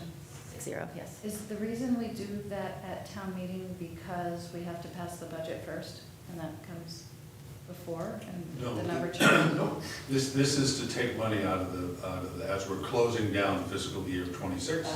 It's to take what we would determine to be, sort of available funds at the end of the year. And really, my recommendation is that we do that as close to town meeting as we can, just really by giving us fairly another 3 weeks, thereabouts, 4 weeks, I suppose. To be more accurate to the To be more specific accurate, amount, yeah. correct. Because if we did, I mean, the goal is 750, it has been all along. And that's what's, set aside in our planning. But it might be 752 or something, it could be. Yeah. Yeah, we have yours for about. Yep. Okay, thank you. Thank you. All right, next. I move to recommend Article 8, stabilization funding. Second. Moved by Sasha, second by Matt. Further discussion? All in favor? Passes 6-0. All right, 9. I move to recommend Article 9 to close unspent capital funds and transfer to capital stabilization. Second. Moved by Sasha, second by Matt. Further discussion? All in favor? Passes 6-0. 10. Move to recommend Article 10, other post-employment benefits funding. Second. Moved by Sasha, second by Matt. Further discussion? All in favor? Passes 6-0. All right. That's a good question about Article 11, Carla. Mhm. Am I understanding correctly the way that it's written, we're approving the line items in addition to the total amount? Is that right? Okay. I move to recommend Article 11, annual capital plan. Sorry. Moved by Sasha, second by Paul. Further discussion? All in favor? Passes 6-0. May I just add something voluntarily to your question, which is an excellent one? It is the very nature that this is a twofold step. Step 1 is to approve the aggregate number, and step 1 is to approve the aggregate number. Step 2 is to approve what you're spending it on, which is why we are sort of tied in with the repurposing of the Winthrop modular, because town meeting approved the spending for that purpose. Now, we're going to go through the machinations and get it back, but that came to me as an apt example to your. Yeah, right, because and then the other large items, we don't do line item approval, so I just want to make sure. Okay. All right. 12. I move to recommend Article 12, improvements to the town's wastewater system. Moved by Sasha, Second. second by Matt. Further discussion? So I just wanted to point out that the figure that is here is different than what the Finance Committee plans to recommend. Did anybody else watch their meeting? No. Okay, the figure here is 3 million. They're planning to support with an amendment that's 1.5 million. That came after the select board voted to support it 4-1. I just wanted I to didn't throw know that that. out there. It would have been really lovely if they shared that. So then I'll say, first I'd like to understand why. Before I do, I'll just say, not knowing that, I'm inclined to withdraw my motion and rattle, so that at least personally can understand better why. And then also, for ahead of time or at the town meeting, unless you feel like you can represent it here. Not No need to, super I just, well, yeah, but still, yeah, I didn't expect you to, I I- just. yeah, it was, just questioning how much was needed for what. It was high level, what was discussed. And I don't know if it's gone back to the select board for them to see that, you know, expected amendment yet. The We'll have to vote on the director was amendment not anyway. at the It's still- finance committee. Yeah, if they've discussed a major change like that, still have to withdraw push. So, Well, if we did vote on this as it is here, and then they did a motion to change it, Amend. yeah, we we're would be able to vote for that. Yeah. So, I'm just wondering, knowing that more information is coming, or at least coming to me, I guess it's available. right, But, I'm just hearing about it tonight. Right. If there's better information than what's been presented, we should wait for, I personally would like to wait for that before voting on it. Right. We can still move forward and I'll abstain or something like that, but right, that's just what I was saying, what's in my head now is to withdraw. yeah. What's the Well, read yeah, around the room? I think that, Go forward with it, or? yeah, I think being that we're tasked to vote on what is right now in the book, and then if there is a amended motion, we would then vote on that. That would go, That's a good point. take over Yeah, this. that's a good So point. if we went with what we're tasked, or whatever you want to say, to vote on that's in the warrant now, That's a good point. and then, we can always, we'll have to make a decision at that point. But I think it's good practice to vote on what is in the warrant. I agree, As- especially if they haven't officially as made, yeah, no, I agree, especially if they haven't actually made an amendment yet. So I don't disagree with you, Jenny. I think it is complicated that, I haven't seen the write-up, it hasn't happened yet, but like, in the control sheet that they sent us, they voted 9-0, but with an amendment. So their 9-0 is different than the select board's 4-1, because they're voting on different numbers, do you know what I mean? They voted on an amendment? It They says voted on motion to something. support You're by right. amending 3 million to 1.5 million. So they're gonna show up as a 9-0, but the number they're gonna present is different. I know, it's complicated. It's not like apples to apples. Yeah, I Yeah. think that's their way of saying, we support this, right? So they voted in favor of it. But with an amendment that they're gonna bring forward, which would make me inclined to say, I would vote for this now. Yeah, I'm with you guys. And let them bring something forward that they have to prove to town meeting. Why? Yeah, I'm glad to do so. so I just want to put that out there. Glad we got that out. Thanks. Okay, so everybody's comfortable with the motion? Yes, okay. Those in favor? Let's see. Yep, 6-0. Motion passes. All right. Next is Article 13. Was there any supplemental discussion about this one? Did you guys see the control sheet? Oh, yeah. Wait, who's in here? Yeah, Paul's in here, so you all must see it. Is it in the folder? I don't even know. There you all are coming in. Well, I think it was probably represented at Bean County from what I'm told. The votes were not unanimous, but nothing new from what I watched in their meetings. Where is the control sheet? In our folder? Time for discussion? Okay. So I want to preface everything I'm going to say, is I'm actually asking a genuine question, and I'm seeking advice. I am 100% supportive of our men in uniform, both police and fire. But one thing that I understand, I completely understand the need for this. The one thing that concerned me during the bean counting was the dialogue between the FinCom and Mr. Doherty, where it seemed that Mr. Doherty was indicating that there's a chance that these two projects, the school and the safety building, will compete against each other for financing moving forward. That we probably don't have the appetite to do both. And I might have misread that conversation. It certainly seemed that that was the position that he took. And I guess the question I'm asking, do we think, you've been here longer than I, that that is actually a potential problem for us with the amount of funding going forward? His point was 38% is being funded by MBSA. And so if that project gets jeopardized, we'll lose out. And actually, it was compared and contrasted with the school requirements at one point. I mean, it was direct comparison to the two.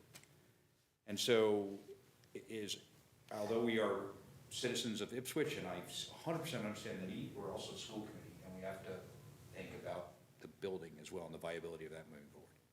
I just raise that as a concern to this group, not to say that they absolutely don't need the new building. But a comment that disturbed me from FinCom was, well, if a tile falls on a prisoner in the jail, we could be open to lawsuit. And if a tile or falls on a kid in one of the buildings, I think that's equally as concerning. And I think that we ought to just keep an open mind on that. And so I defer to the board on where to go, but that whole conversation I've been mulling it over for a few days now, and I don't know how to feel about it. I don't know if it's if or not. If it's we're gonna do both and the town's gonna be left, I'm good to go with all this money that we're throwing at both requirements, because they're both equally important in different ways. But our responsibility as a school committee is to advocate for our requirements as well, which aren't really out there yet. So, but we know they're coming. I totally agree with the question.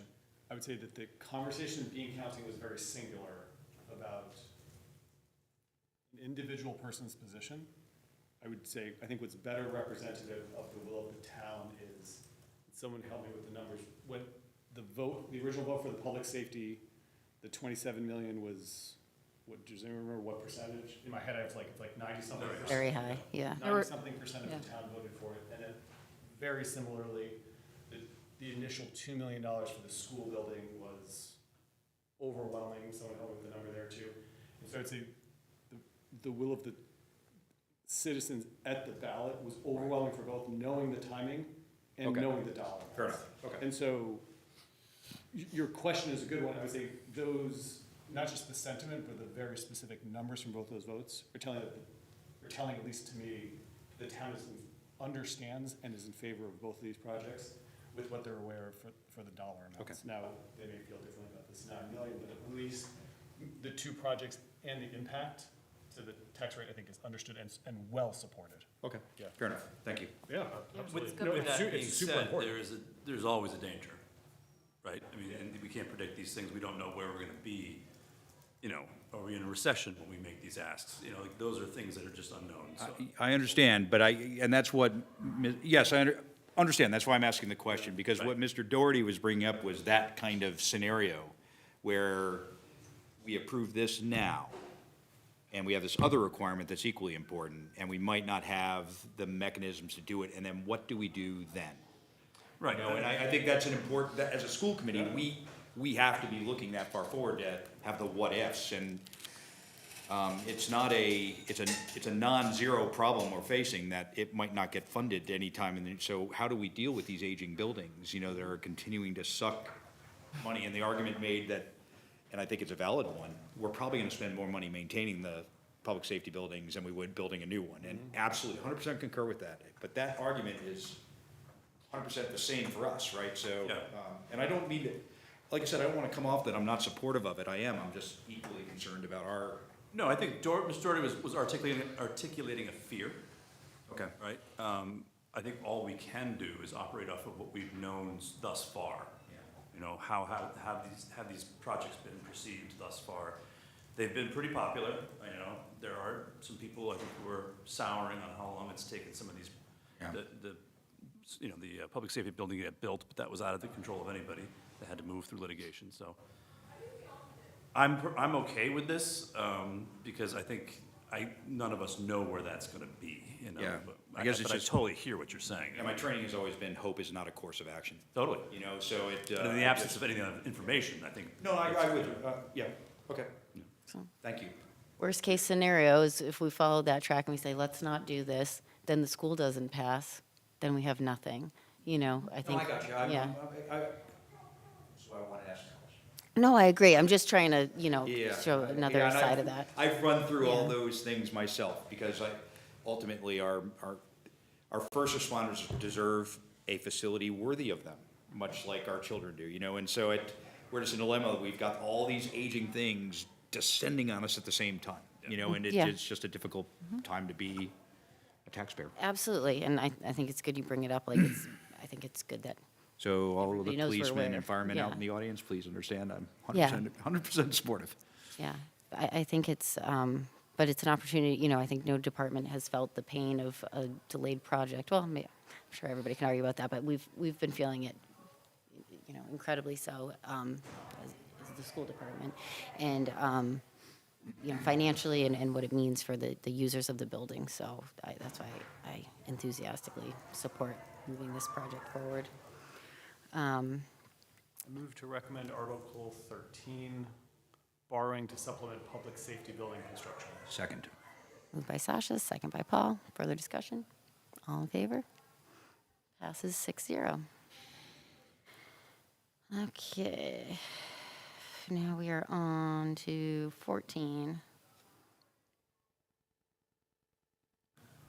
So what did the boards do here? Select Board took no position, and FinCom was 5-4 in support. I mean, regardless of how you feel about this, we have sometimes laid off things that don't involve schools. And we feel comfortable doing that here. I guess, what do you mean by doesn't involve schools? Well, there's some things that just have not been within our purview, and we've either ratimed them or taken no position in the past. And those have not been things like this. There was a climate change one that popped up not too long ago. I can't remember if we, what we ended up doing with that one. But there's been things like this and then things not like this that we've just said, well, this is not a school-related thing, therefore we're not going to opine on it, or we're going to rat it, one of the two. Well, I think it's important to have, make sure as school committee members, when we're with our school committee robe hat on, that we are politically unbiased. And this, to me, would be opposite of that, to take for or against. So I think that going with the take no position, because we can all do our voting as citizens, which is what it's asking for. But I believe at in the school district, school committee members, while we have our hat on, we need to leave our politics outside and not bring them into the school district.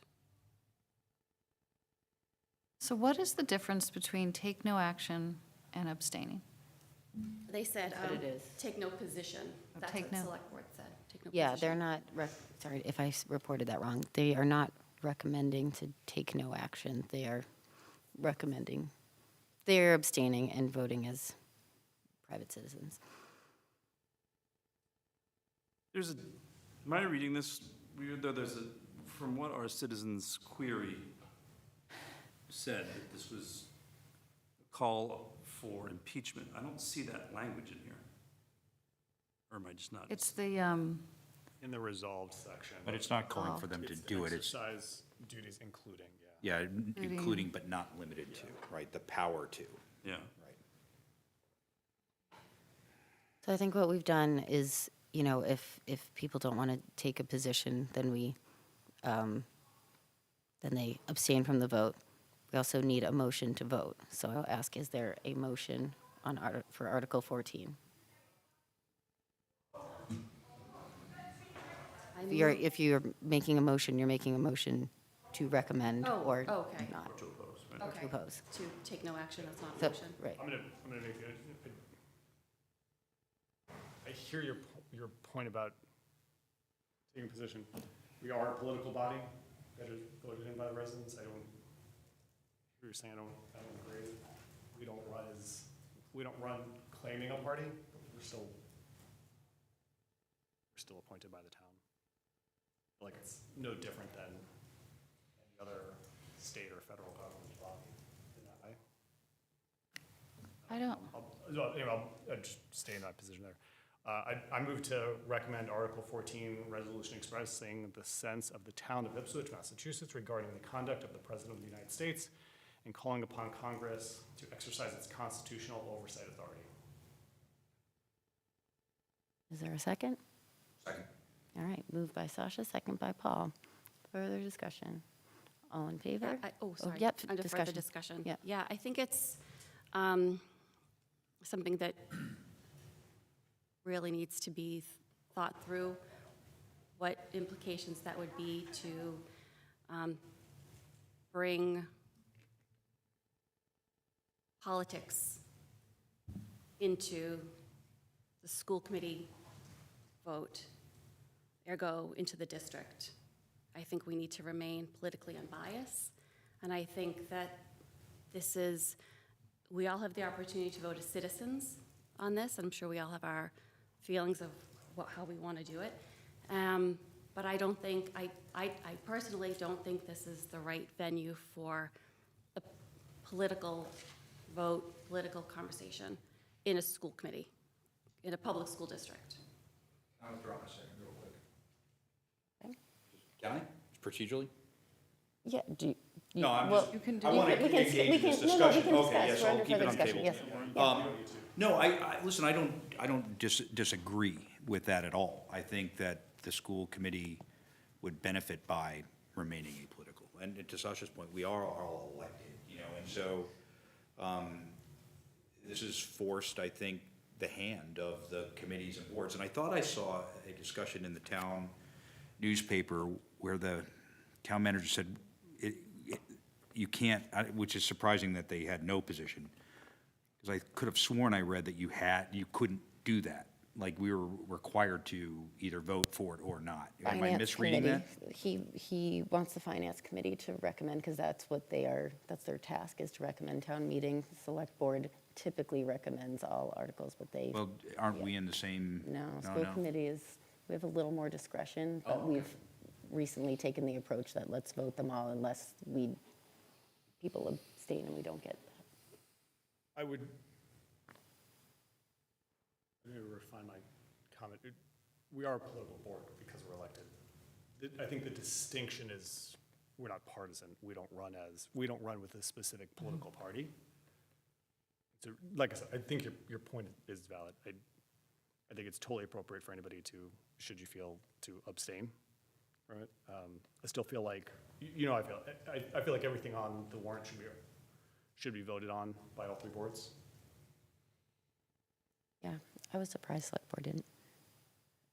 I guess I'll add, Matt, when you said if it relates to the school committee, I think that there's actually a lot of overlap between what's going on in the federal government and the school committee.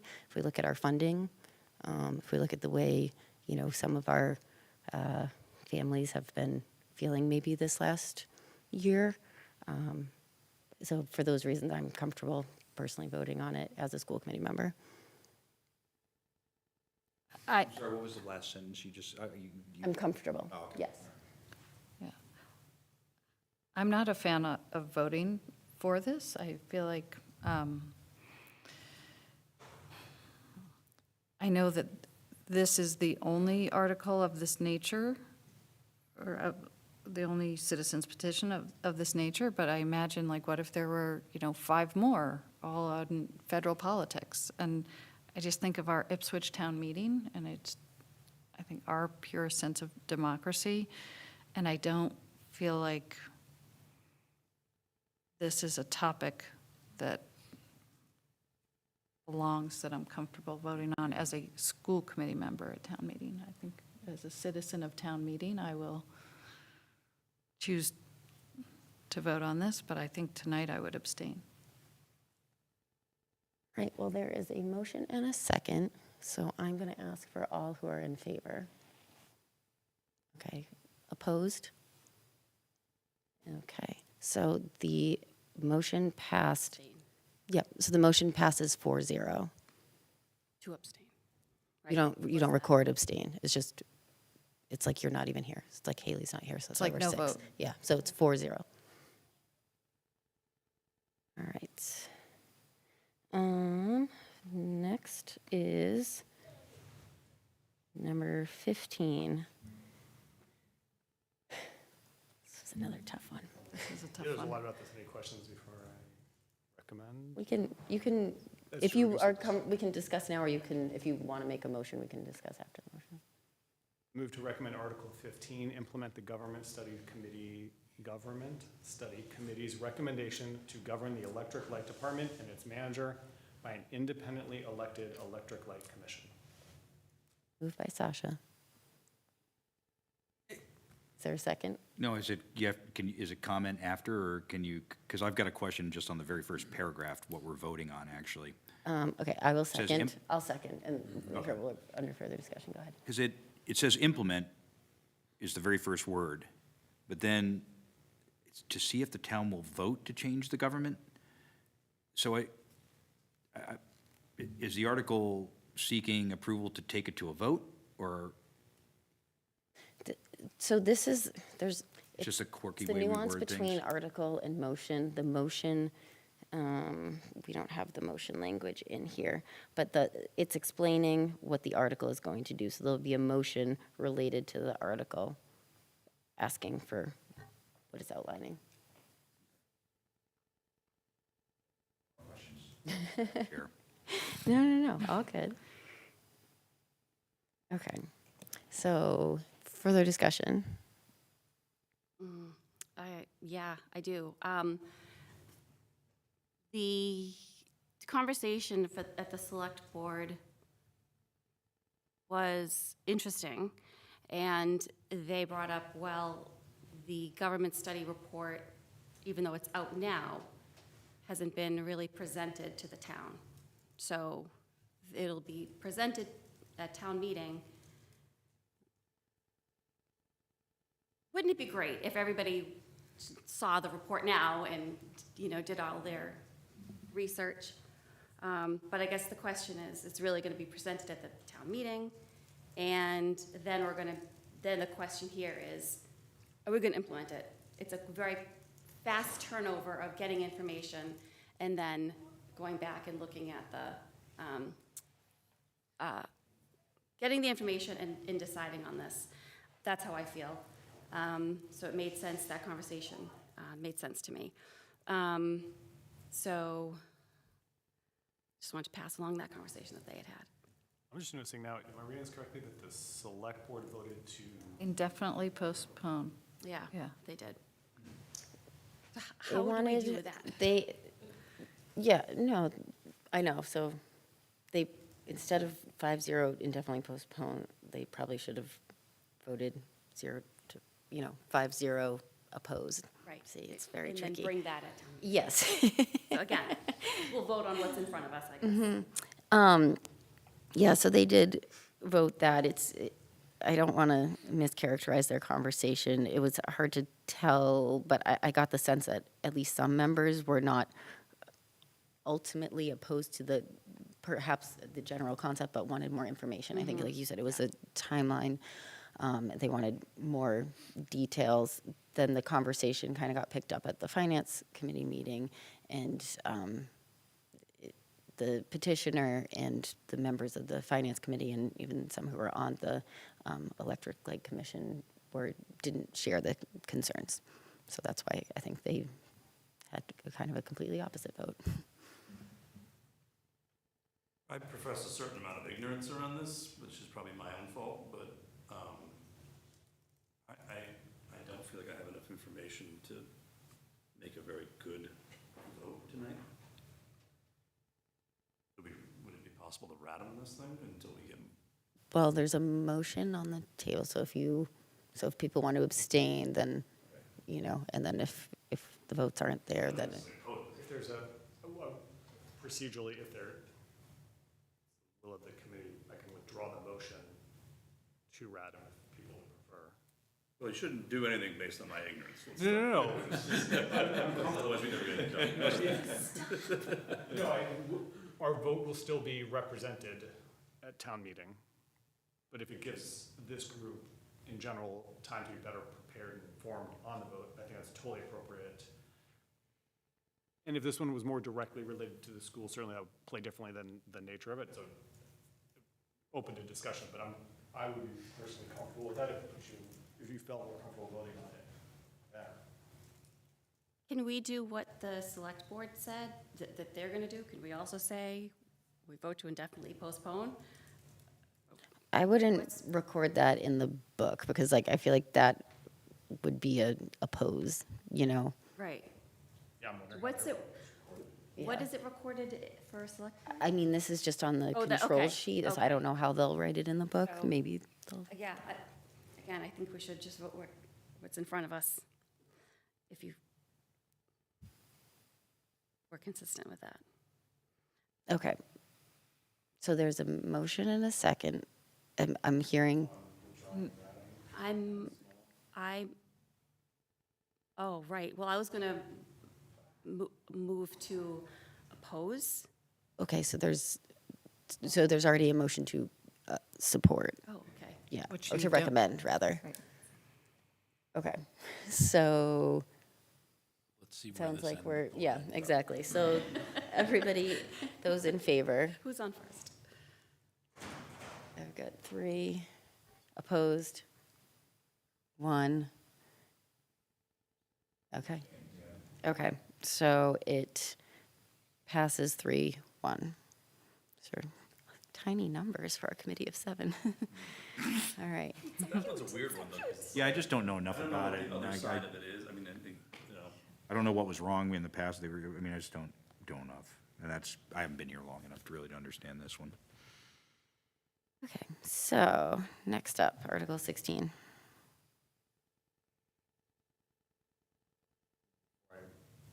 Make a motion, any questions or discussion? I just jumped in too quickly, which is my fault. No, but it's, if we're voting on them, it happens either way. No, you I know, but still. Yeah.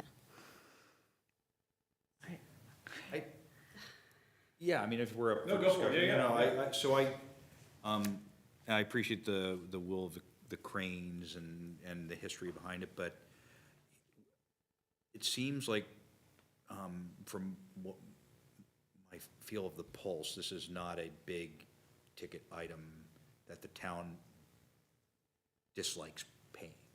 And I don't think we should eliminate any revenue stream to this town, as feel-good as this would be. It doesn't seem like, from what I've been reading and hearing, that anybody's worked up about the fee for the beach sticker. And actually, if it helps the municipality, I think it's a low threshold. So that's my view. Yeah, the only thing that I think, for me, that, you know, it's always been a nominal fee to cover the costs of the administration of that sticker. There has been talk in years past of using that as a revenue stream, and I think that's where it gets a little bit murky. That's not really represented here, so I don't know, but I don't, you know, $20 is, I think, fine, considering what everybody else is paying to get into the place. That's a good point too, right? It costs something to make the stickers, you know. Right, and that's how it originally came about, was the fee was just to cover the administrative costs. And that would actually make sense, You right? know, all of a sudden, it's like, well, we'll jump it up to $100 because we need more money for the town or something like that. That's where, Well, an amount of that's a times- discussion, I think, for a different time. I don't think that's represented. Well, that's Clerk the takes to fill select out board that sets the form rate. and write the license plate number on the sticker, I mean, is easily. Yeah. I move to recommend Article 16, or sorry, I move to oppose Article 16 to see if the town will vote to change the town bylaw to grant free access to resident town beach. Okay, moved by Sasha, second by Paul. Further discussion. Okay, so this is opposing. Vote in favor. In favor to oppose, yes. All right, so those in favor of opposing Article 16. Okay, 6-0. You got that, Laura? All right. And 17. I'll open it up again. I don't understand, so I saw some of the other votes. I don't understand the harm of doing a study, Yep. personally. I mean, asking a bunch of questions and having some independent eyes take an outside look at manners of government, I can't see why anybody would have an issue with it unless it's gonna cost a ton of money to do. That kind of came up with bean counting too, right? I mean, this whole notion of how much power the town Yeah. manager has, and are we sort of stuck in there? I agree with you. Unless it's very expensive, then there's no harm in exploring the subject. Absolutely. What did the select board? It will come at a cost, obviously, if you're gonna do any kind of an in-depth study, who's gonna do it, and it's not, there's nothing in here about who's paying for it. Well, it's the government that's a study good committee, point. it's the volunteer committee.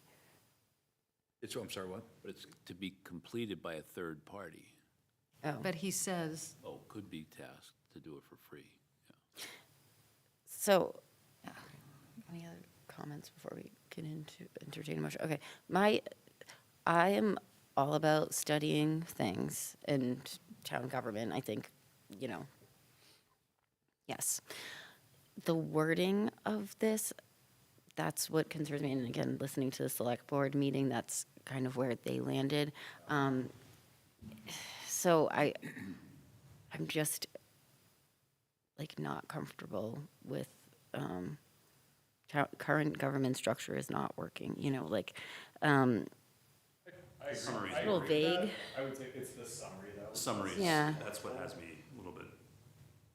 It's a shame that because of some clunky wording, that we don't do, I think, what would be a prudent and efficient, and maybe gain some efficiencies in the town through an independent blog.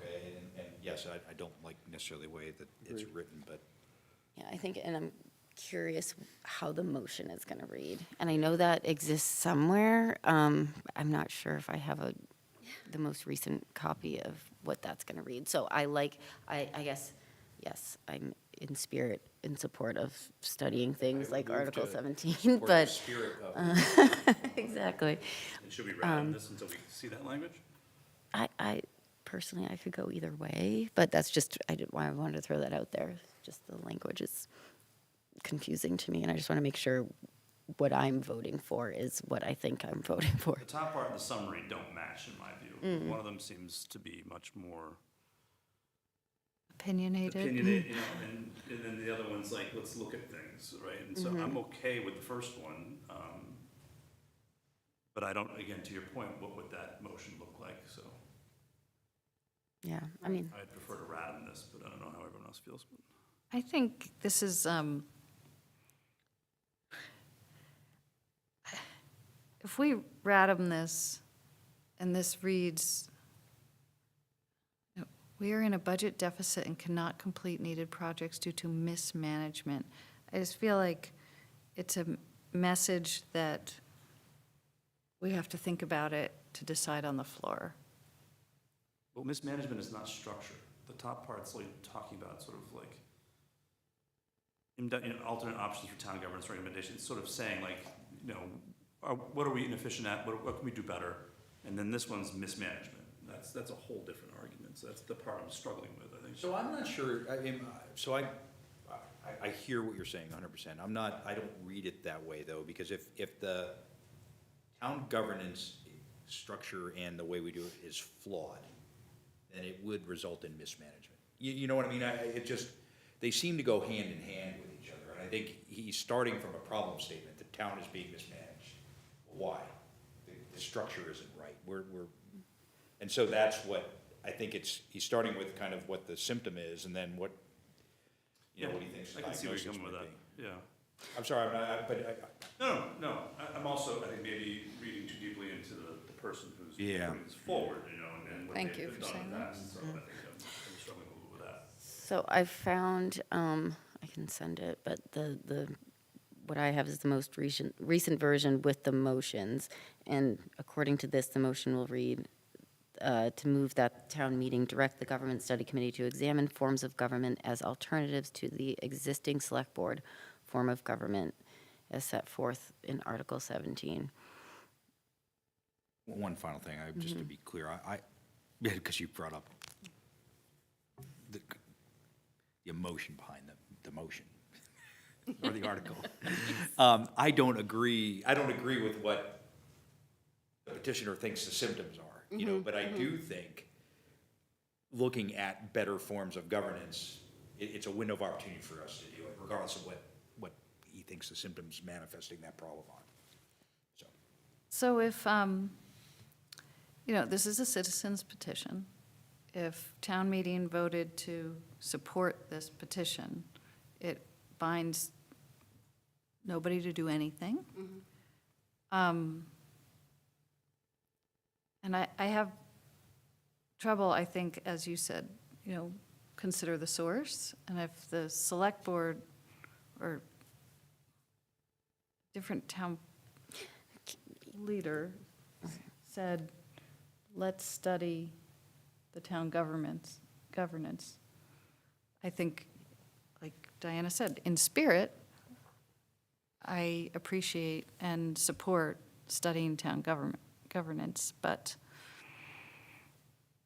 I have a hard time supporting this. Yeah, I just go, I mean, if the article said, let's conduct an in-depth study for alternative options for the school committee and school governance, study to be by third party, we'd all be, okay, I'd love to see what somebody else would say about making me better. And I appreciate the source, but we shouldn't, I don't think, at least I'm trying desperately not to, be colored by the source. Right. Right, and just take the motion on its face value. Has anything ever been harmed by an outside look at something and get another opinion? I don't think it ever has. Because we don't have to implement it, we're just, hey, have some other ideas from somebody not involved. I always think that's. Right. And we're not voting on the summary. What? We're not voting on the summary, we're voting Right, on. right. So I'm with you. Yeah. I'm with you. I think that we, just it's healthy to have a sort of a checks and balances or whatever. So I will be in support of this, even though I don't necessarily agree with the reasons. I agree with that it's always, like you were saying, Paul, it's an opportunity to reevaluate, and the best will rise to the top, Interesting that the FinCom voted to support it. No, yeah, because they were like, let's study things, Yeah. obviously, because Doesn't it's about cost the anything select to board, study I think things. it hits different.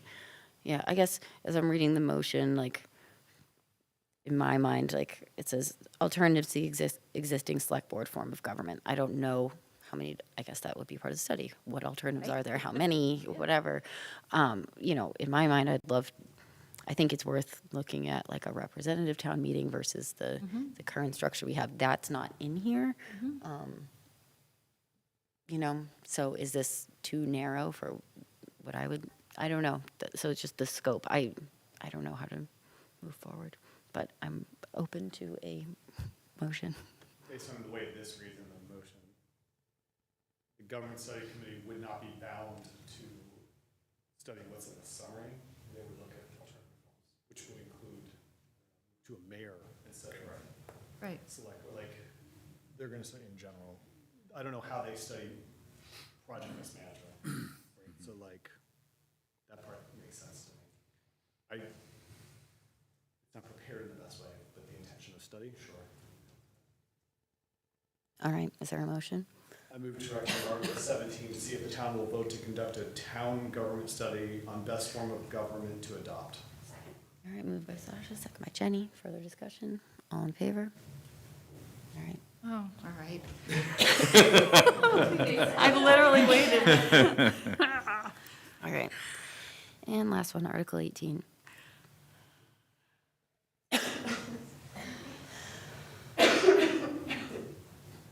Concern with, I'm going to suggest oppose, but calling it a historic structure doesn't make it a historic structure, and therefore placing it on the registry. It would shock me if everyone that is responsible for doing so missed this one, and we're only catching it now to appropriately be placed because someone noticed. So this feels without merit to me. Is that within the town's purview to do that? Question. I don't even know that. I don't Yeah, know that what power. the mechanism is to get something on it. That's a terrific point. Historic register of. Yeah. Yeah, I don't know if we're empowered to do that too. I'm trying to remember this. Even if we were, I still would. It doesn't, Yeah. yeah. It feels like the motivation would be to oppose taking down the dam, That's right. to try to preserve it, which is already voted, like we've gone down this road? I move to oppose Article 18 to see if the town will vote to put the town dam on the historic register.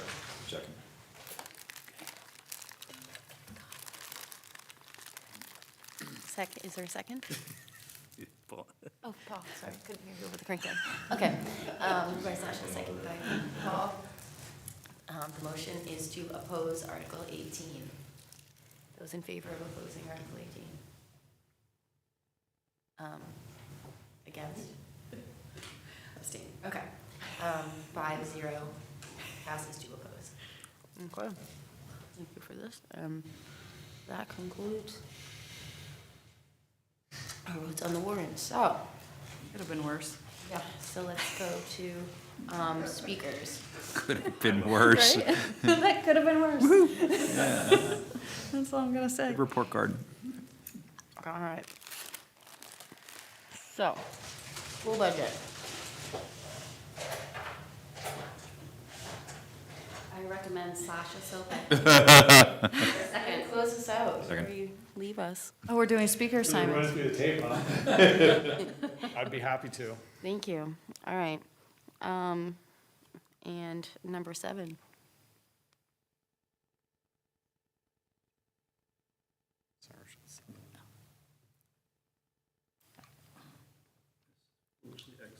Oh, I'll do that one too, sure. Sasha's got Yep, 7. I was Great. reading the, I mean, it, go out with a bang, Sasha, Yeah. just do them all.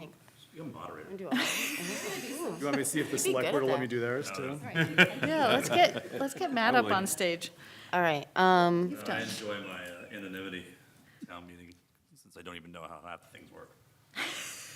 The capital plan, I know the select board is presenting, we're usually like on deck, but I don't know that I don't think we need to be. Which one?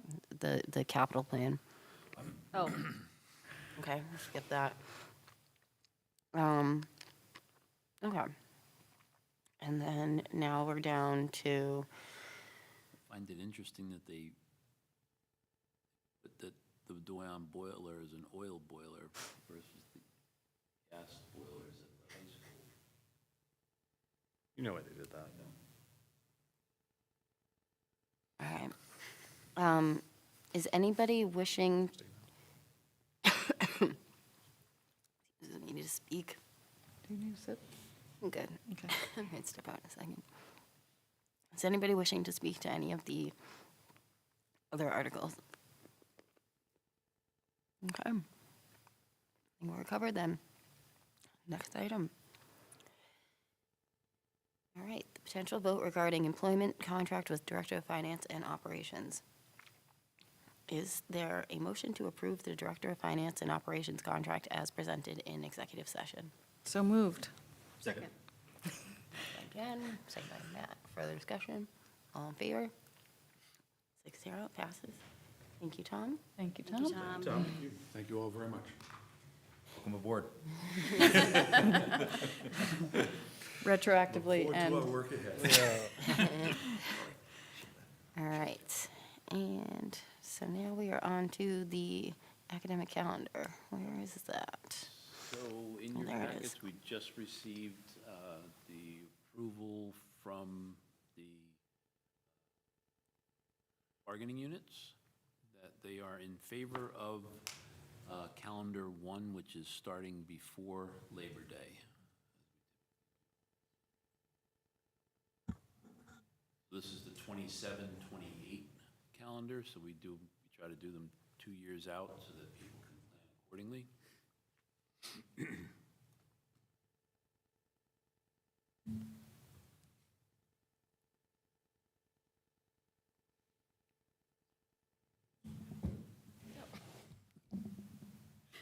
It's hidden under those words, isn't it? I like the way this falls, it falls easier with the, well, not necessarily comparing calendar, option 1, option 2, but just the year-to-year winter break falls easier, you know? With Okay. with number 1? It's the same either way. I'm just saying the calendar year Oh, okay. lands nicely. This is 27, 28, because we, I certainly think starting before Labor Day too. I mean, with all the sort of global weirding out there, Yep. you know, the later it goes, the worse it gets. Kids dropping out from camps and stuff like that. So I think to build in as much flexibility on the June side. Yeah. And if we have 4 snow days, we'll have, it's kind of like Yeah, we have this to- year, it'll be 2 the following week versus 4 the following week, yeah. Okay. Is there a motion to approve one of the options? I'll make a motion. I just want to say, I wish more parents would weigh in on this. I know it's not like a popular, or like, nobody's watching our meeting tonight saying, oh, I want to be there to vote on this. But I do think people get surprised every year when the summer ends in August for kids. And sometimes it rains the entire month of June in Massachusetts. And I just wonder if parents feel that like they'd rather have their kids in school one more week, but then gain that beautiful shoulder season of the end of August. So I just wish parents would weigh This in. year it's really, really late this year, this coming year, not this one. Yeah. And the thing we've noticed is that all camps are still ending like August 15th, so it's gonna be a lot of dad camp this August. Yeah. Boys will not thrive under dad for 3 weeks. But this has us starting September 1st Yeah. with option 1, so it is September. So it's kind of like an ideal calendar year. It is, yeah. Yeah, nice. I'm not opposed to it, and I actually like that it doesn't, I feel like the Juneteenth holiday, wasn't it 2 years ago when it was a newer holiday and we had to come back on one day after Juneteenth? It was just kind of awkwardly, so I think staying away from that is a good idea. We were in danger of it this year until we got that last snowstorm that added 2 days. Yeah. So I like this calendar. I guess I'm just wishing that more parents would weigh in, because I feel like when it actually happens, they go, oh, maybe not for this one. Okay.